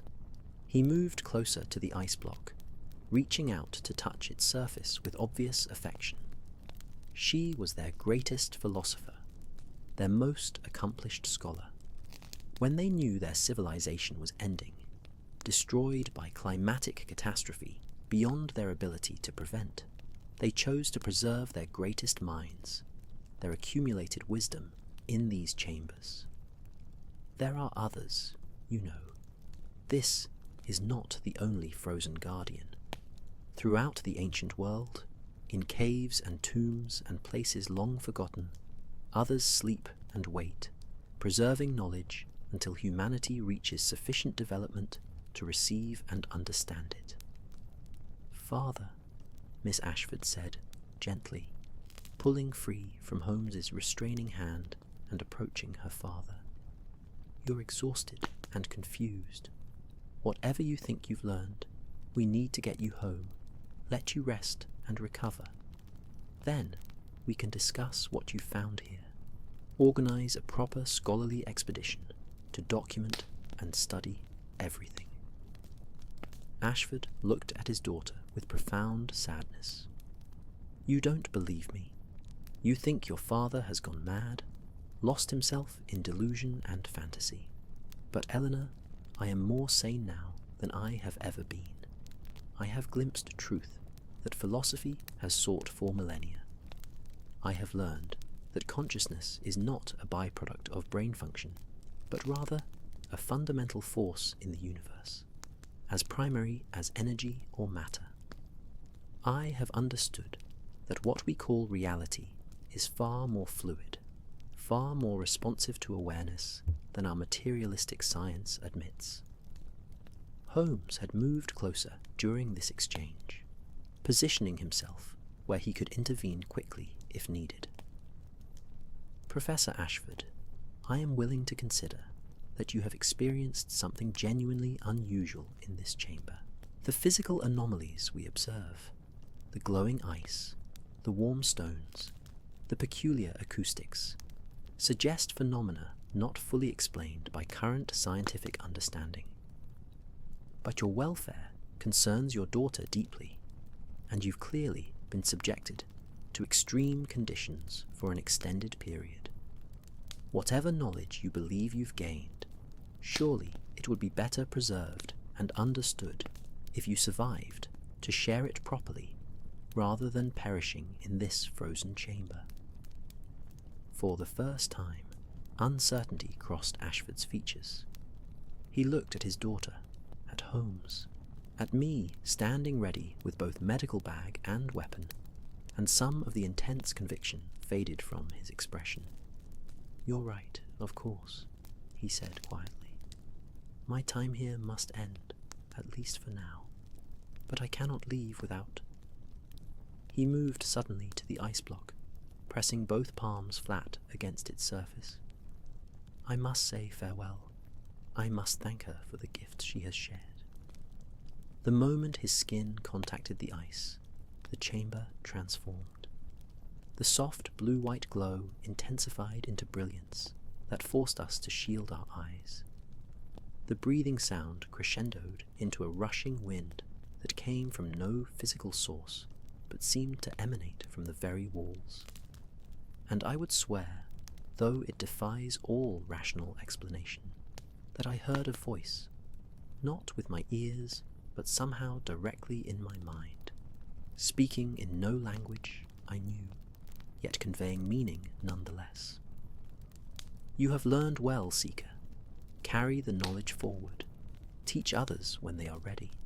The boundary weakens, the threshold approaches, the cycle turns again. Others will come. Prepare them." The light faded as abruptly as it had intensified, and Professor Ashford staggered backward, caught by his daughter, who had rushed forward despite the bizarre phenomena. Holmes and I exchanged glances, and I saw in his face the same profound disorientation I felt. We had just experienced something that our rational worldviews could not easily accommodate. "We need to leave," Holmes said firmly, his voice cutting through the stunned silence. "Now, while we can. Whatever this chamber is, whatever forces operate here, we've pushed our luck far enough. Professor, can you walk?" Ashford nodded weakly, leaning heavily on his daughter. I moved to support his other side, and together we guided him toward the passage. As we crossed the threshold, I glanced back one final time at the ice block and the figure within. The glow had returned to its previous gentle pulsation, and the breathing sound had returned to its subtle rhythm. The frozen woman lay peaceful and serene, unchanged by the extraordinary events that had just transpired around her.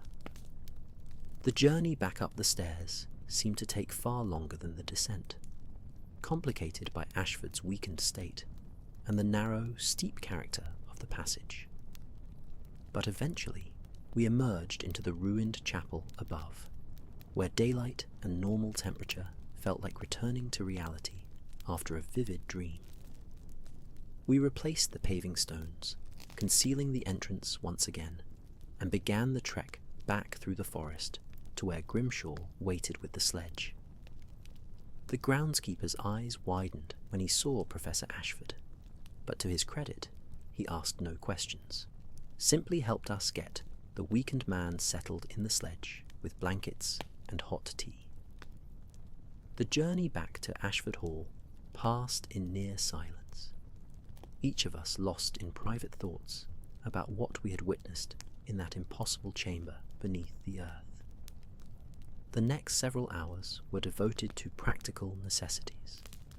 Professor Ashford was installed in his own bed, where I conducted a thorough medical examination.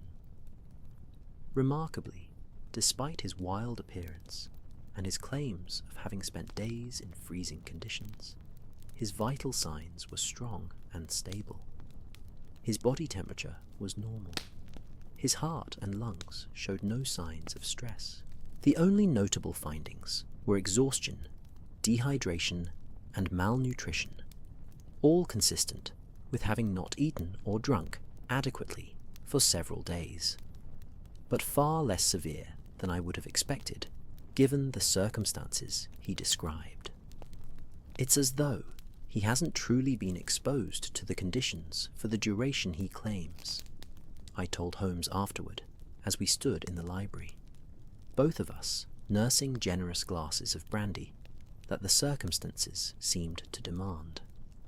By all rights, 5 days in that freezing chamber without food should have produced severe hypothermia, probably frostbite, certainly dehydration severe enough to cause organ damage. Yet, he's merely tired and hungry. Holmes stared into the fire, his expression distant, which suggests that his perception of time, or time itself in that chamber, operates according to different principles than we observe in the ordinary world. What felt like days to him, what appears to have been days from the perspective of those searching for him, may have been something else entirely from a physical perspective. You're suggesting time dilation? Some relativistic effect in an underground chamber? I couldn't keep the skepticism from my voice, though after what I'd witnessed, perhaps skepticism was no longer warranted. I'm suggesting that we encountered something that current scientific frameworks cannot adequately explain, Holmes replied. And that troubles me deeply, Watson. My entire career has been built on the principle that rational observation and logical deduction can solve any mystery. But this, he gestured vaguely, encompassing the entire strange case. This challenges those foundations. Miss Ashford entered the library then, her expression showing relief mixed with lingering concern. Father is resting comfortably. He's eaten some soup and bread, and his strength seems to be returning quickly. But he's still insisting that everything he told us in the chamber is true, that he was genuinely learning from the frozen woman, that he has acquired knowledge of profound importance. She sank into a chair, suddenly looking exhausted herself. Is he delusional, Mr. Holmes? Has this experience damaged his mind beyond repair? Holmes turned from the fire to face her directly. I genuinely don't know. What I can tell you is that the phenomena we observed in that chamber were objectively real. The glowing ice, the strange acoustics, the temperature anomalies. We all saw them, experienced them. The question is whether the subjective experiences your father describes, the communication with the frozen woman, the teachings he claims to have received, whether those represent genuine contact with some form of preserved consciousness, or whether they represent his mind creating narratives to explain the unusual sensory experiences. "But the voice," I interjected. "Holmes, you heard it too, didn't you? When the professor touched the ice at the end, that voice that seemed to speak directly into consciousness?" Holmes nodded slowly. "I heard something. Whether it was an actual voice or some form of auditory hallucination triggered by the intense sensory conditions, or something else entirely, I cannot say with certainty.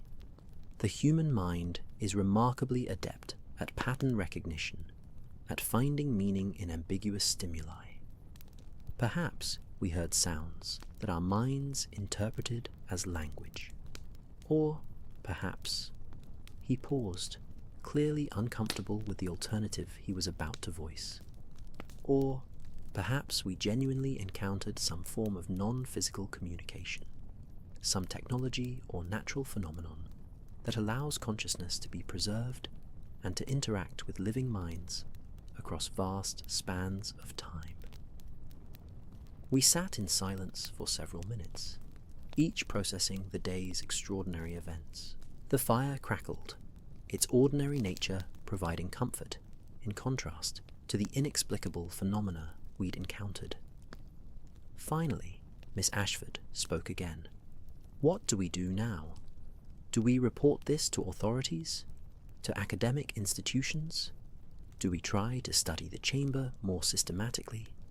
Or do we seal it permanently and try to forget what we've seen?" Holmes considered the questions carefully before responding. "I think we must be very cautious about how we proceed. If we report this to conventional authorities or academics, we risk either being dismissed as fantasists or triggering a rush of attention that could damage the site or lead to misuse of whatever unusual properties it possesses. And yet, if your father is correct, if that chamber truly contains preserved knowledge of profound importance, then keeping it entirely secret seems equally irresponsible." He began pacing, his movements reflecting the mental energy he was applying to the problem. "I propose a middle path. We document everything we've observed, creating detailed records that can be secured and preserved. Professor Ashford, once he's recovered, should write a full account of his experiences for posterity. We inform a small, carefully selected group of trustworthy scholars, people like Professor Makepeace at Oxford, who would approach the matter with open minds and appropriate discretion. We arrange for continued study of the site, but controlled study by qualified individuals who can investigate systematically without sensationalizing or exploiting what they find." "And the chamber itself?" Miss Ashford asked. "Do we leave it accessible?" "For now, yes," Holmes decided, "with proper precautions. It should be visited only during daylight hours, never alone, and never for extended periods. We need to establish protocols based on your father's experience, time limits, regular check-ins, procedures to ensure people don't become lost in whatever unusual temporal or psychological effects the space generates." It was a reasonable plan, balancing the need for investigation with appropriate caution. We spent the next hour working out specifics. Who should be contacted? What information should be shared? How to protect both the site and those who might study it. By the time we finished, night had fallen again, and the dinner bell summoned us to another meal. Professor Ashford joined us at the table, looking remarkably recovered after just a few hours of rest and nourishment. His wild appearance had been tamed somewhat. He'd bathed and shaved, though he retained the beard, which he claimed he rather liked, despite its association with his peculiar ordeal. More importantly, his eyes had lost that slightly fevered quality from earlier, replaced by the calm intelligence one would expect from an accomplished scholar. Over an excellent dinner of roasted meat, winter vegetables, and fresh bread, he told us more about his experiences in the chamber. And this time, his account was more measured, more analytical, though no less extraordinary in its claims. "I realize how this must sound," he began, "and I understand why you might doubt my sanity. But I assure you, I am fully aware of the difference between subjective experience and objective reality, and I've spent considerable time since returning to the surface trying to evaluate my own mental state. What I can tell you with certainty is that I experienced something profound in that chamber. Whether it was genuine communication with an ancient consciousness or an elaborate hallucination produced by unusual environmental conditions, the experience itself was real and transformative." Holmes leaned forward with interest. "Can you describe the nature of this communication? How did it manifest?" "Not as speech exactly," Ashford replied thoughtfully. "More like understanding arising directly in consciousness. I would look at the woman in the ice, or at the symbols on the walls, and meanings would simply appear in my mind, not translated from language, but apprehended directly. It's similar to how you might understand a mathematical proof. There's a moment where abstract relationships suddenly become clear, where you see the connections all at once, rather than working through them step by step." He paused to sip his wine before continuing. "The knowledge conveyed concerned primarily what they called the plasticity of manifestation. The idea that what we perceive as fixed physical reality is actually far more fluid, more responsive to consciousness than we imagine. They had developed techniques for what might be called reality negotiation, methods for engaging with the fundamental substrate of existence in ways that could produce effects we would consider miraculous or impossible. Like creating ice that glows from within and preserves tissue perfectly across millennia," I suggested. "Exactly. That ice is not simply frozen water. It's a stable matrix created through focused intention, combined with understanding of principles that we haven't yet discovered or rediscovered. They use similar techniques for healing, for communication across vast distances, for preservation of knowledge beyond conventional recording methods. Their entire civilization was built on a synthesis of what we would separately categorize as science, philosophy, and spirituality. They saw no distinction between these domains, treating them as different aspects of a unified understanding."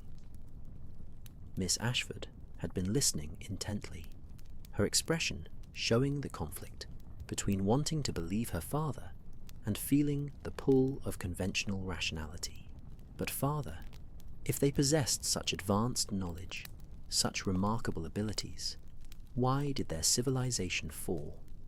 Why did they allow themselves to be destroyed by climate catastrophe? "An excellent question," Ashford acknowledged, "and one I posed myself during my time there. The understanding conveyed to me was that their abilities, remarkable as they were, operated within certain constraints. They could influence reality, but they could not violate its fundamental structure. They could create localized exceptions to normal patterns, like the ice chamber, but they could not prevent large-scale planetary changes driven by astronomical cycles and geological processes. When they saw their end approaching, they chose to preserve their essential knowledge through these guardian chambers, betting that future humanity would eventually develop to the point where the information could be recovered and understood." Holmes had been taking mental notes throughout this account, his analytical mind clearly working to categorize and evaluate the extraordinary claims. Professor, I must ask you directly, do you believe that the woman in the ice is genuinely alive in some sense? That consciousness persists in that frozen state? Ashford considered the question carefully. Alive as we normally use the term? No. There are no metabolic processes, no brain activity as we would measure it conventionally. But is consciousness present in some form? I believe so, yes. Not active consciousness as we experience it, but rather something like crystallized awareness, information and understanding encoded in a stable matrix that can interact with living consciousness under appropriate conditions. It's closer to how we might think about information stored in a book. The book isn't alive, but it contains meaning that becomes active again when a mind engages with it. A remarkable metaphor, Holmes observed, though books don't typically speak to us without our active reading, whereas you describe receiving communication spontaneously. True. Perhaps a better analogy would be resonance, like how a violin string will vibrate sympathetically when another string of the same frequency is played nearby. My consciousness, focused on questions about ancient knowledge and alternative understandings of reality, created a kind of resonance with the encoded consciousness in the ice, allowing information transfer to occur. The conversation continued through the remainder of dinner and into the evening as we sat again in the library. Professor Ashford described specific concepts he claimed to have learned, ideas about the nature of time, about the relationship between observer and observed, about techniques for expanding awareness and accessing states of consciousness that revealed aspects of reality normally hidden from perception. Some of it sounded remarkably prescient, touching on concepts that I knew were being explored at the cutting edge of physics and psychology. Other parts seemed purely fantastic, impossible to evaluate without direct experience. Eventually, exhaustion claimed us all, and we retired to our respective rooms.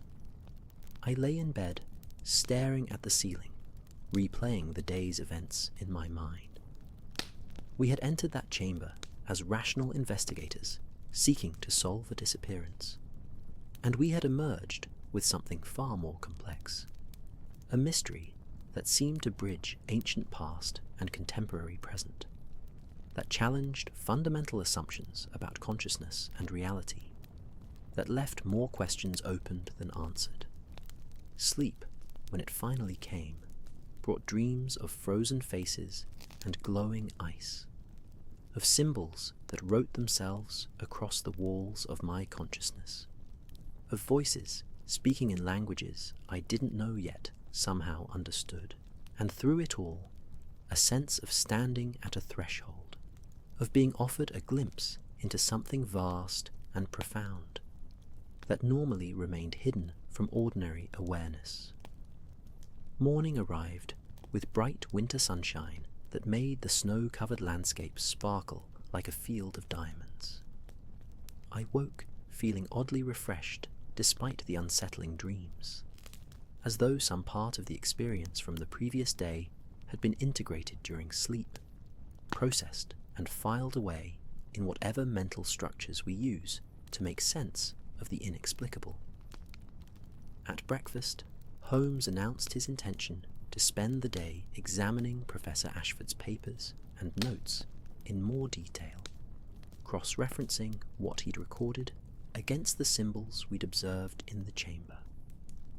The professor, now fully recovered, agreed to help with this analysis, and the two of them disappeared into the study, where they remained closeted for most of the day, emerging only occasionally for tea and brief meals. Miss Ashford invited me to join her for a walk through the snow-covered parkland, and I accepted gratefully, feeling the need for fresh air and ordinary physical activity after the intensity of the previous day's experiences.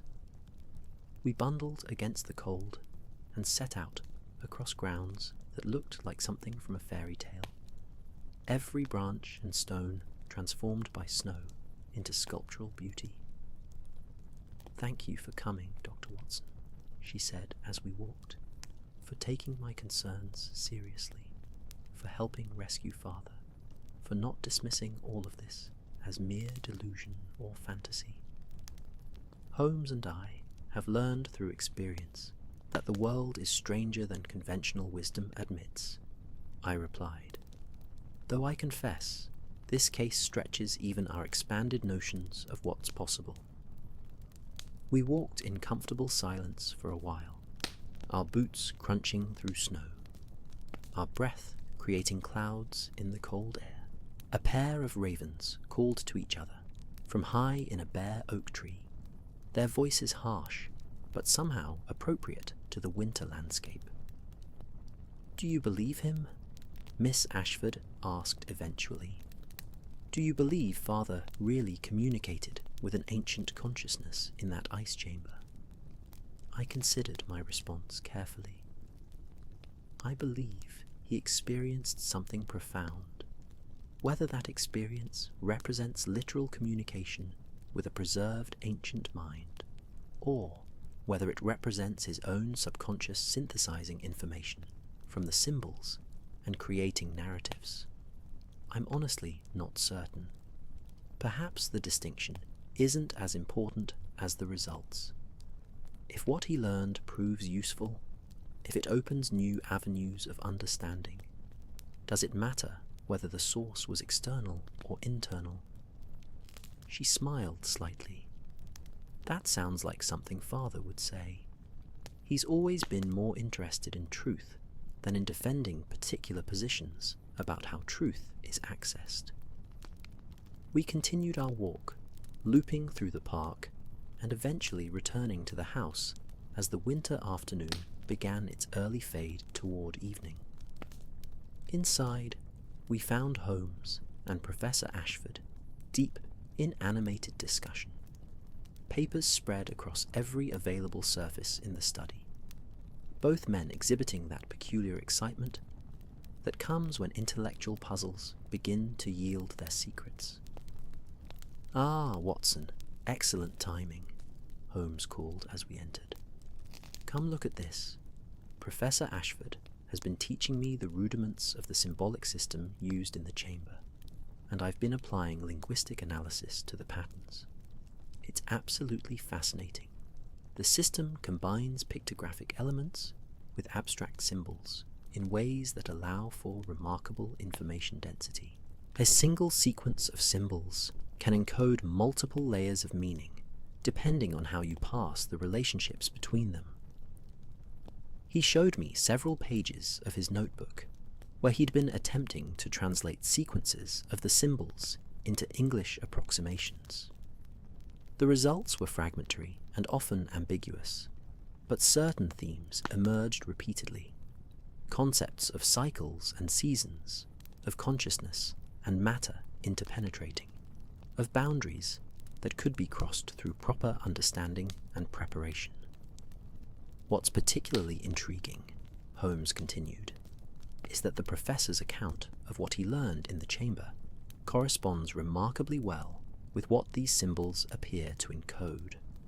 Either he genuinely was accessing information preserved in the symbolic system through some unusual means, or he unconsciously decoded the symbols and then constructed a narrative framework for the information.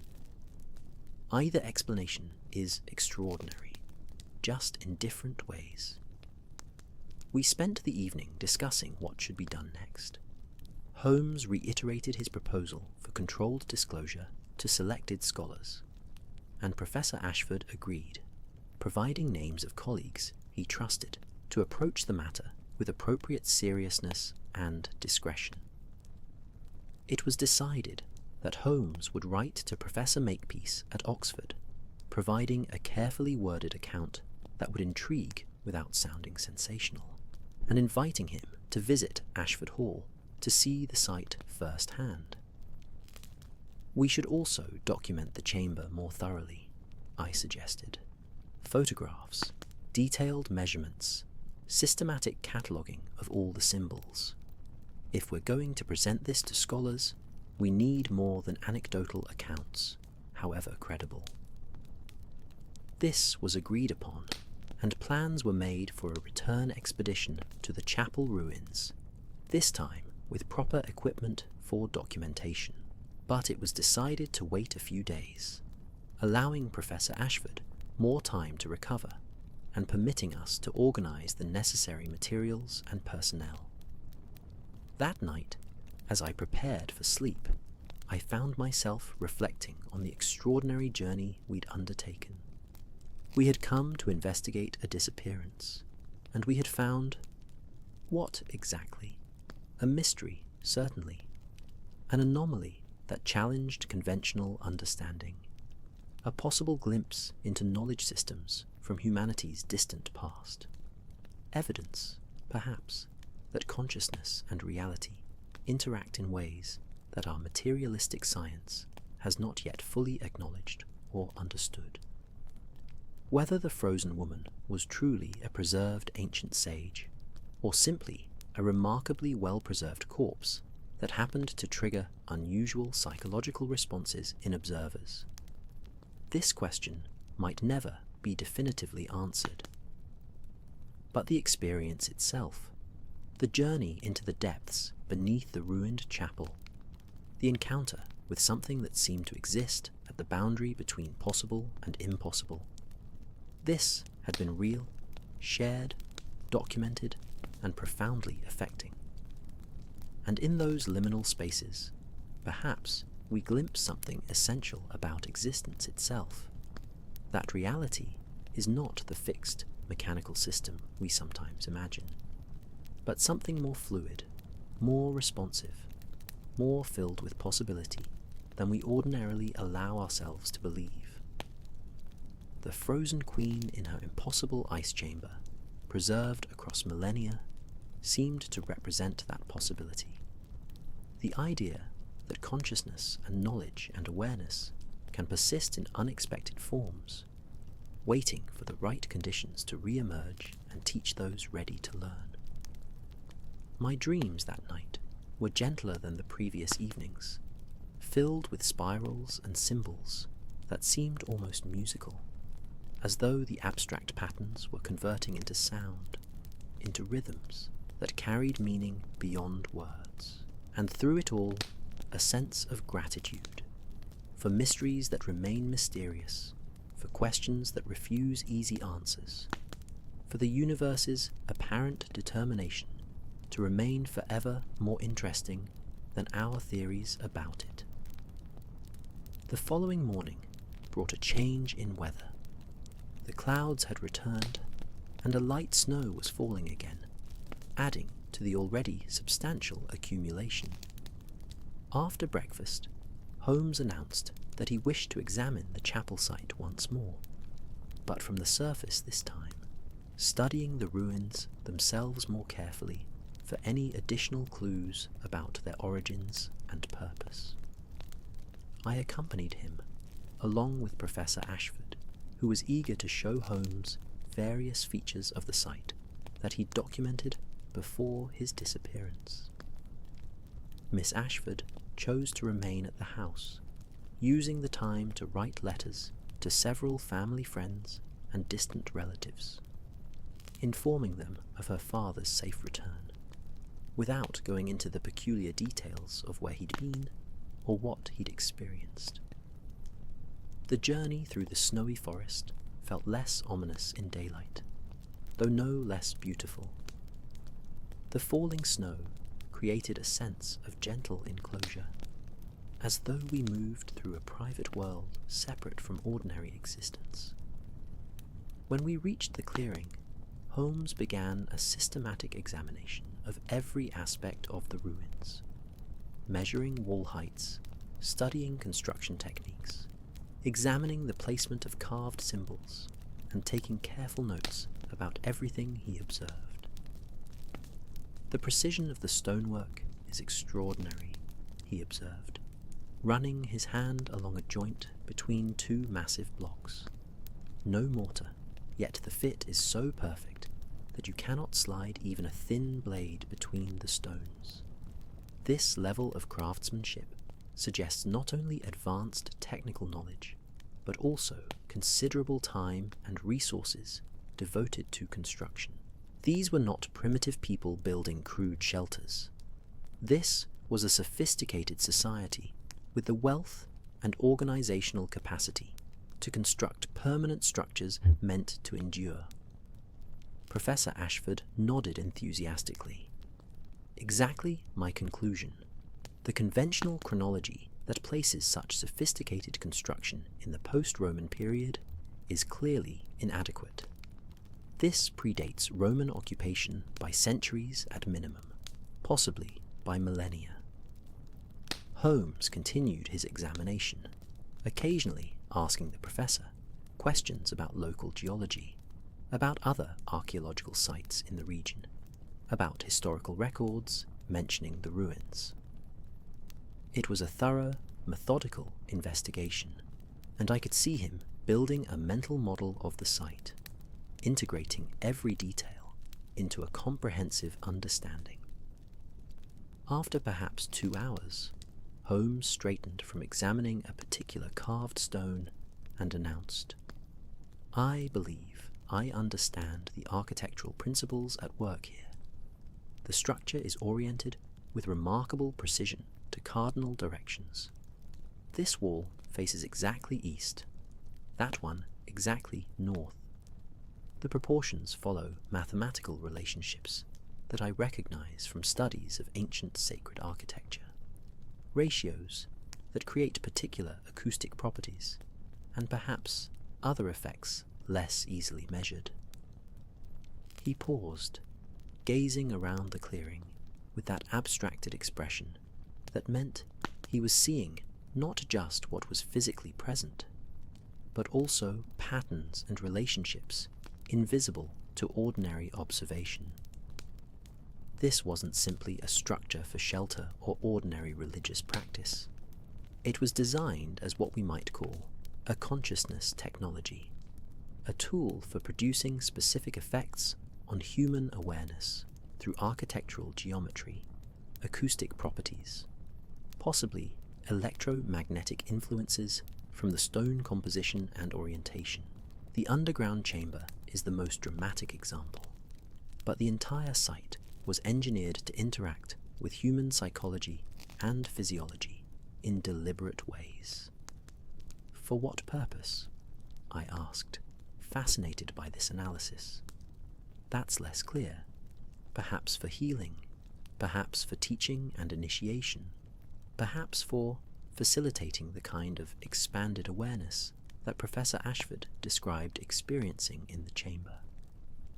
The builders understood that physical space and human consciousness influence each other in complex ways, and they used that understanding to create environments that could reliably produce particular states of mind. The snow had increased while we'd been examining the ruins, and the light was beginning to fade despite the early hour, winter days this far north being quite brief. We decided to return to Ashford Hall before conditions made the forest path hazardous. That evening, a messenger arrived from the village with telegrams, one for Holmes and one for Professor Ashford. Holmes's was from his brother Mycroft, characteristically terse. "Heard of your northern adventure. Fascinating, but exercise appropriate caution. Some thresholds best left uncrossed." How Mycroft had learned of our activities in remote Northumberland, I could not imagine, though his information networks were legendarily comprehensive. Professor Ashford's telegram was from Professor Makepeace at Oxford, responding to an earlier message. "Most intrigued by your discoveries. Will arrange visit after Christmas holidays. Please preserve site integrity meanwhile." Well, Holmes observed, it seems our investigation is beginning to attract attention from various quarters. We should complete our initial documentation before too many others become involved, each bringing their own agendas and interpretations. The next few days were devoted to systematic work. Holmes and I made multiple trips to the chapel site, accompanied by Professor Ashford and occasionally Miss Ashford. We photographed the ruins from every angle, made detailed measurements, created maps showing the relationships between surface features and the underground chamber. We did not descend into the chamber again. Some unspoken agreement among us that whatever had happened there required time and distance for proper integration before we subjected ourselves to those influences again. Professor Ashford worked on writing a comprehensive account of his experiences, striving for accuracy and honesty, while acknowledging the subjective nature of much of what he described. Holmes spent hours transcribing and analysing the symbolic systems from the chamber walls, building what he called a preliminary lexicon that might allow others to begin decoding the information preserved there. I devoted my efforts to documenting the medical and physiological aspects, the temperature anomalies, the unusual preservation of the figure in ice, the professor's remarkable lack of physical damage, despite days in freezing conditions. As a physician, I wanted to understand the biological mechanisms at work, even if those mechanisms proved to operate according to principles not yet recognized by medical science. Christmas arrived quietly, marked by a simple celebration that felt appropriate given the unusual circumstances we found ourselves in. The household staff prepared a traditional feast, and we gathered around a tree that had been cut from the estate and decorated according to old family customs. There was something comforting about these ordinary rituals of light and warmth and community in the midst of winter's darkness, a counterbalance to the strange mysteries we'd been grappling with. After dinner, as we sat around the fire in the library, Professor Ashford raised his glass in a toast. "To mysteries," he said softly, "both solved and unsolved. To the courage to investigate the unknown, and the wisdom to approach it with respect, and to unexpected friendships formed through shared extraordinary experiences." We drank to that sentiment, and I felt the truth of it. This peculiar case had brought together people who might never have otherwise met, had created bonds through shared wonder and confusion, had reminded us all that the world remains far stranger and more interesting than we usually allow ourselves to acknowledge. As the evening deepened, talk turned to philosophical matters, questions about the nature of consciousness, about the relationship between past and present, about whether knowledge genuinely accumulates across human history, or whether civilizations rise and fall in cycles, each discovering and then losing insights that must be rediscovered by their successors. Perhaps, Miss Ashford suggested thoughtfully, the frozen guardians represent a hedge against that cycle. If knowledge can be preserved across the gaps between civilizations, then perhaps each iteration of humanity doesn't have to start entirely from scratch, rediscovering everything anew. Perhaps we can build on what came before, if we're wise enough to look for those preserved teachings and humble enough to learn from them. A hopeful thought, Holmes replied, though it assumes that the knowledge preserved is both accessible and beneficial. We've seen that accessing the chamber has powerful effects on those who spend time there, effects that could be transformative, but could also be destabilizing or dangerous. ancient wisdom, if it exists, may come with its own hazards. All knowledge comes with hazards, Professor Ashford countered. The question is whether the potential benefits justify the risks. Fire can burn, but it also provides warmth and light. Any powerful tool can be used destructively or constructively, depending on the wisdom of those wielding it. The conversation continued in this vein, philosophical and speculative, the kind of discussion that feels natural around a fire on a winter night, when the boundaries between possible and impossible seem more permeable, when wonder and reason can coexist in comfortable balance. Eventually, we retired, and I climbed the stairs to my room one final time before we were scheduled to return to London the following day. Our investigation had reached a natural pause point. We had documented what we could, had ensured Professor Ashford's safety, had set in motion more formal scholarly study of the site. Whatever additional mysteries the Fay Queen's Chapel contained would have to be explored by others or in future visits. I stood at my window, looking out across the moonlit snow toward the distant forest where the ruins waited in silence. Somewhere beneath those ancient stones, the frozen woman continued her millennia-long vigil, preserving knowledge, guarding some threshold between past and future, between known and unknown. Would Professor Makepeace and other scholars be able to unravel more of her secrets? Would the symbolic system yield its meanings to sustained analysis? Or would the chamber keep its mysteries, offering glimpses but never full revelation? Perhaps, I thought, that was appropriate. Perhaps mystery itself has value.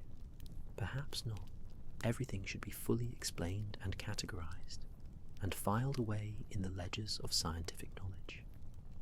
Perhaps some experiences are meant to remain at the edges of comprehension, pulling us forward into wonder, reminding us that for all our confidence in rationality and material progress, we are still surrounded by the inexplicable, still living in a universe that refuses to be completely mapped or tamed by our theories. Morning brought clear skies and the prospect of our return journey to London. After a final breakfast with the Ashford household, after Miss Ashford's heartfelt thanks, and her father's warm handshake and promises to stay in touch as developments unfolded, Holmes and I found ourselves once again seated in a railway carriage, watching the northern landscape slide past as the train carried us south toward familiar territory. For a long while, we sat in silence, both of us processing the extraordinary events of the past days. Then Holmes spoke, his voice thoughtful and uncharacteristically uncertain. Watson, I find myself in an unusual position. I have investigated hundreds of cases over the years, and in every instance I've been able to provide a definitive solution, an explanation that accounts for all observed phenomena through rational principles. But this case, he trailed off, gazing out the window at snow-covered fields. This case resists such definitive explanation, I completed the thought. Precisely. I can explain many of the physical anomalies we observed, unusual thermal properties of the stone, acoustic phenomena created by the chamber's geometry, possible electromagnetic effects that might influence consciousness. But the totality of the experience, the apparent communication Professor Ashford described, the voice we all seemed to hear at the end, these elements remain stubbornly inexplicable through conventional frameworks. He turned to face me directly. I find that simultaneously frustrating and exhilarating. Frustrating because I prefer certainty, prefer to tie up loose ends neatly, but exhilarating because it reminds me that there are still genuine mysteries in the world, still phenomena that challenge our understanding and demand that we expand our conceptual categories. What will you include in your official report of the case? I asked, curious how he would handle the documentation of such ambiguous results. I shall report the facts as we observed them, without embellishment, but also without dismissal. I shall note that certain experiences remain unexplained by current scientific models, while acknowledging that future understanding may provide clarification. And I shall recommend continued careful study of the site by qualified individuals who can approach it with both open minds and rigorous methodology. He smiled slightly. I suspect this case will become something of an anomaly in my files, the one that got away, as it were. But perhaps that's fitting. Perhaps every detective should have at least one case that refuses neat resolution, one reminder that the universe is under no obligation to conform to our methods of investigation. We lapsed back into comfortable silence, and I found myself reflecting on the journey we'd undertaken, both the physical journey to Northumberland and back, and the metaphorical journey into mystery and wonder. We had set out to find a missing man, and we had succeeded in that basic objective. But we had also found something else, an encounter with the unknown that had expanded both our understanding and our awareness of how much remains to be understood. The frozen queen in her impossible ice chamber would continue her vigil, waiting for those rare individuals capable of perceiving and learning from what she preserved. The ancient chapel would stand in its forest clearing, marking a threshold between ordinary and extraordinary, between the historical and the timeless. And somewhere, recorded in journals and photographs and memories, the evidence of our investigation would persist, available for those who might come after, seeking their own answers to the mysteries we had touched but not fully solved. As the train pulled into King's Cross Station and London's familiar chaos enveloped us, I felt a strange mixture of relief and regret. Relief to return to the known world of city streets and routine investigations, but regret to leave behind that liminal space where wonder and reason had coexisted so uneasily and so fruitfully. Holmes collected his luggage and turned to me with a slight smile. "Thank you for accompanying me on this peculiar adventure, Watson. Your steady presence and medical expertise proved invaluable, as always." "My pleasure, Holmes. Though I confess I'm not certain whether to categorize this experience as solved or unsolved in my own mental records. Perhaps," he suggested, "we need a new category, neither solved nor unsolved, but rather continuing. Some investigations don't end so much as pause, waiting for circumstances or understanding to evolve sufficiently that further progress becomes possible." That seemed apt, and with that thought we parted ways, Holmes to Baker Street, and whatever new cases awaited him there, and I to my own lodgings and the task of writing up our northern adventure for eventual publication, though in what form and with what emphasis remained to be determined. The weeks following our return to London brought a steady stream of correspondence related to the Ashford case. Professor Makepeace did indeed visit the site in early January, spending several days examining the ruins and the underground chamber. His letters to Holmes described being profoundly impressed by the sophistication of the construction and deeply puzzled by phenomena that resist conventional explanation. He confirmed the physical anomalies we had documented, and added his own observations about magnetic field variations near the ice block, and unusual rhythmic patterns in the temperature fluctuations within the chamber. Professor Ashford wrote regularly, reporting on his continued recovery and his efforts to make sense of what he'd experienced.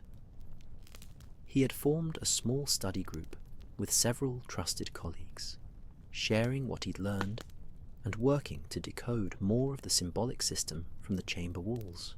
His letters reflected a man who had been fundamentally changed by his experience, not made unstable or delusional, but rather deepened and expanded in his understanding of what reality might encompass.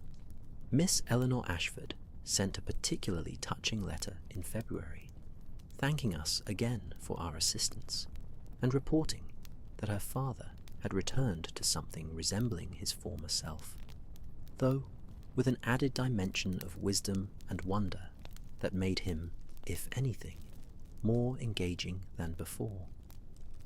She mentioned that several other scholars had visited the site, each leaving with their own experiences to process and integrate, though none had spent the extended time in the chamber that her father had, following the protocols we'd established for safety.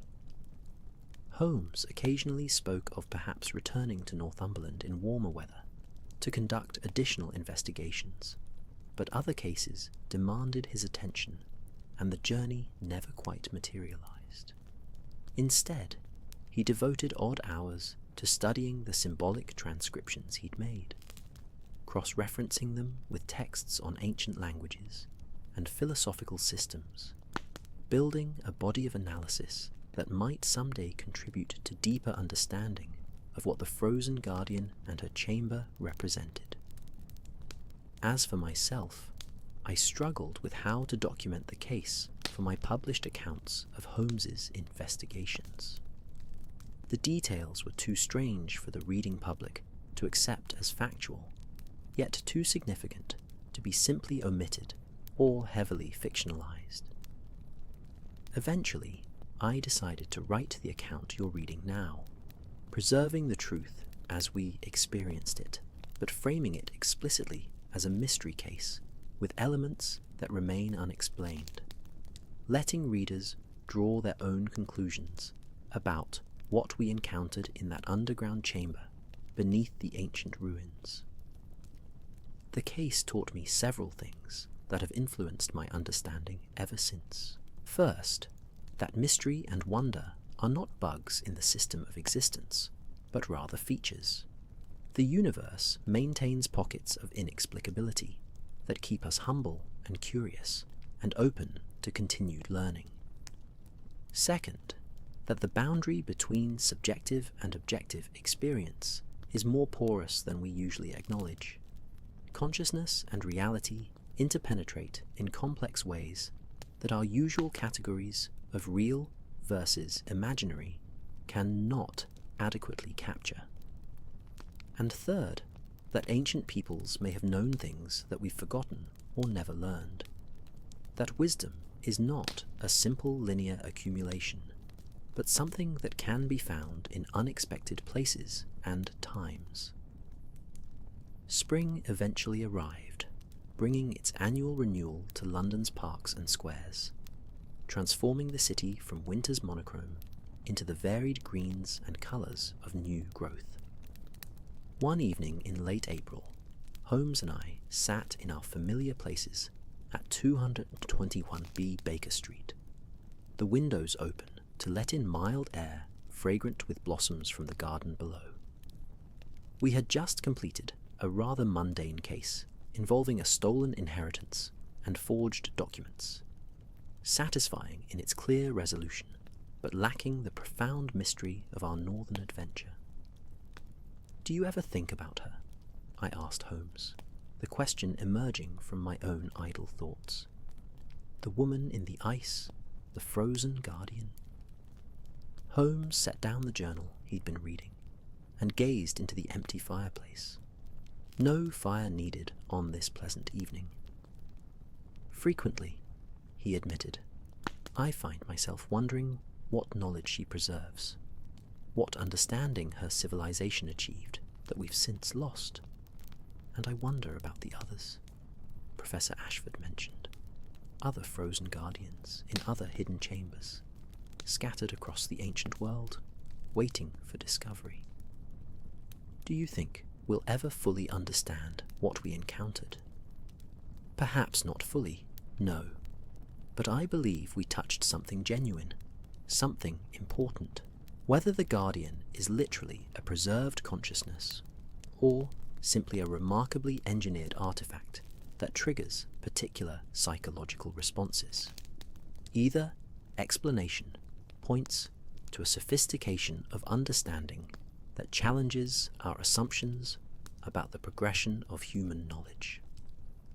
He stood and moved to the window, looking out at the gaslit street below, where normal life proceeded in all its ordinary complexity. The world is stranger than we imagine, Watson. More layered, more mysterious, more filled with pockets of inexplicability that resist our usual frameworks. The frozen queen in her impossible ice chamber represents one such pocket, a place where the ancient past and the present moment intersect, where consciousness and matter interact in ways we don't yet fully comprehend, where the boundary between known and unknown becomes permeable. Poetically put, I observed with a smile. The case seems to demand poetry as much as analysis, Holmes replied, returning to his chair. Perhaps that's the lesson, that not everything can be reduced to logical deduction, that some phenomena require a different kind of engagement, a willingness to remain in uncertainty while still investigating carefully and thoughtfully. We sat in companionable silence as the spring evening deepened into night, each of us carrying within our memories the image of that underground chamber, the glowing ice, the serene face of the woman who had waited there across centuries or millennia, preserving secrets we had barely begun to glimpse. The case remained open in a sense, would perhaps always remain open, continuing to unfold as understanding evolved and new perspectives emerged. And somehow that felt right, felt appropriate. The frozen queen would keep her vigil, patient and eternal, offering her wisdom to those ready to receive it, while the world above went about its business of building and destroying, discovering and forgetting, moving through its cycles of civilization that perhaps had more continuity with the ancient past than we usually imagined. The fire of curiosity that had led us to that remote chapel, that had driven Professor Ashford to spend days in the impossible cold-seeking knowledge, that had brought together a detective, a doctor, and a concerned daughter in shared wonder. That fire continued to burn, would continue to burn as long as mysteries remained, and human minds felt compelled to investigate them. As I write these final words, nearly a year has passed since our northern adventure. Professor Ashford continues his careful study of the site, now aided by a growing circle of scholars who approach the mystery with respect and rigour. The chamber has revealed more of its secrets slowly, reluctantly, in the manner of truly profound mysteries that cannot be rushed or forced, but must be allowed to unfold in their own time. Miss Eleanor Ashford has become something of a scholar herself, learning the symbolic systems her father has decoded and contributing her own insights from an artistic perspective that sees patterns others miss. The collaboration between different ways of knowing, scientific analysis, philosophical interpretation, artistic intuition, has proven fruitful, suggesting that understanding the frozen guardian and what she represents requires integration of multiple modes of awareness. Holmes occasionally receives reports from the research team, and I watch his eyes light up as he reads about new discoveries and interpretations. The case that refused neat resolution continues to reward investigation, continues to offer glimpses into understanding that expand our sense of what human knowledge has encompassed and might still encompass. For myself, I have made peace with the ambiguity, with the mystery that persists at the heart of the case. I have come to see that not having all the answers is not a failure, but rather an invitation to continued curiosity, to humility about the limits of current understanding, to wonder at the complexity and strangeness of existence itself. The frozen Fey Queen sleeps on in her impossible ice, beneath the ancient stones in the remote northern forest. Whether she is truly a preserved consciousness or an elaborate artifact that mimics consciousness, whether she communicates genuine ancient wisdom or triggers our own deep intuitions about reality's nature, these questions may never be definitively answered. But the investigation continues, as it should, as it must, because the pursuit of understanding is ultimately more valuable than the achievement of certainty. And so, this account ends not with resolution, but with continuation, not with answers, but with better questions, not with the mystery solved, but with the mystery engaged and honoured and approached with the respect it deserves.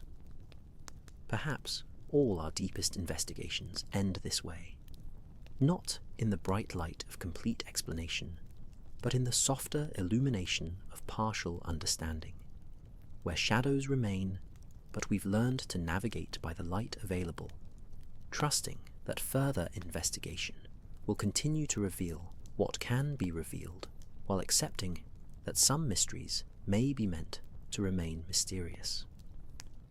The boundary between the known and unknown, between the rational and the inexplicable, between the contemporary and the ancient, this is the threshold that the frozen queen guards.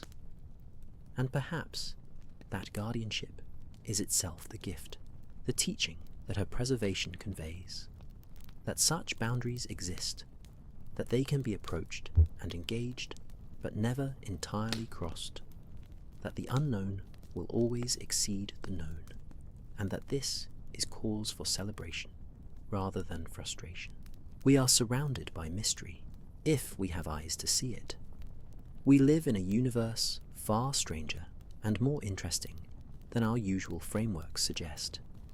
And sometimes, if we're fortunate enough and brave enough, we get to touch directly that mystery, to stand at the threshold between ordinary and extraordinary, and to return, changed by the encounter, carrying with us not answers, but rather an enhanced capacity for wonder.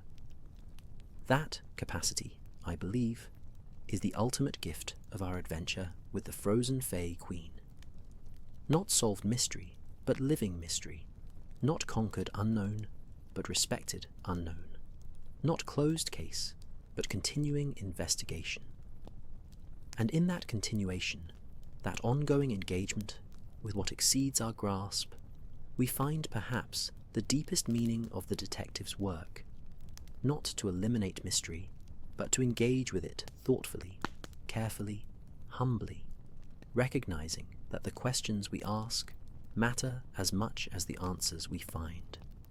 So, let the frozen queen sleep on in her glowing ice. Let the ancient chamber keep its secrets, while slowly revealing them to those patient enough to listen. Let the mystery continue to unfold in its own time and way. We have played our part in this chapter of the investigation, and others will follow, each bringing their own perspectives and insights, each adding to the slow accumulation of understanding that proceeds across generations. And somewhere in the continuity of that investigation, that patient engagement with the profound mystery of existence itself, we find our place in something larger than ourselves, something that connects past and present and future in bonds of curiosity and wonder that may be as close as we come to touching the eternal. Thank you so much for journeying with me through this tale of mystery and wonder, through Victorian streets and ancient forests, through rational investigation and inexplicable phenomena. If you enjoyed this atmospheric exploration of the boundaries between known and unknown, I would be deeply grateful if you would subscribe to this channel and like this video. It helps these stories reach others who seek peaceful sleep, accompanied by thoughtful mystery and gothic atmosphere. There are many more journeys we might take together, many more mysteries waiting to be explored in that gentle space between waking and dreaming, where stories unfold like mist across moonlit landscapes. Each tale is crafted with care to carry you peacefully toward rest, while offering your mind something interesting to contemplate, something that soothes rather than startles, that intrigues without creating anxiety.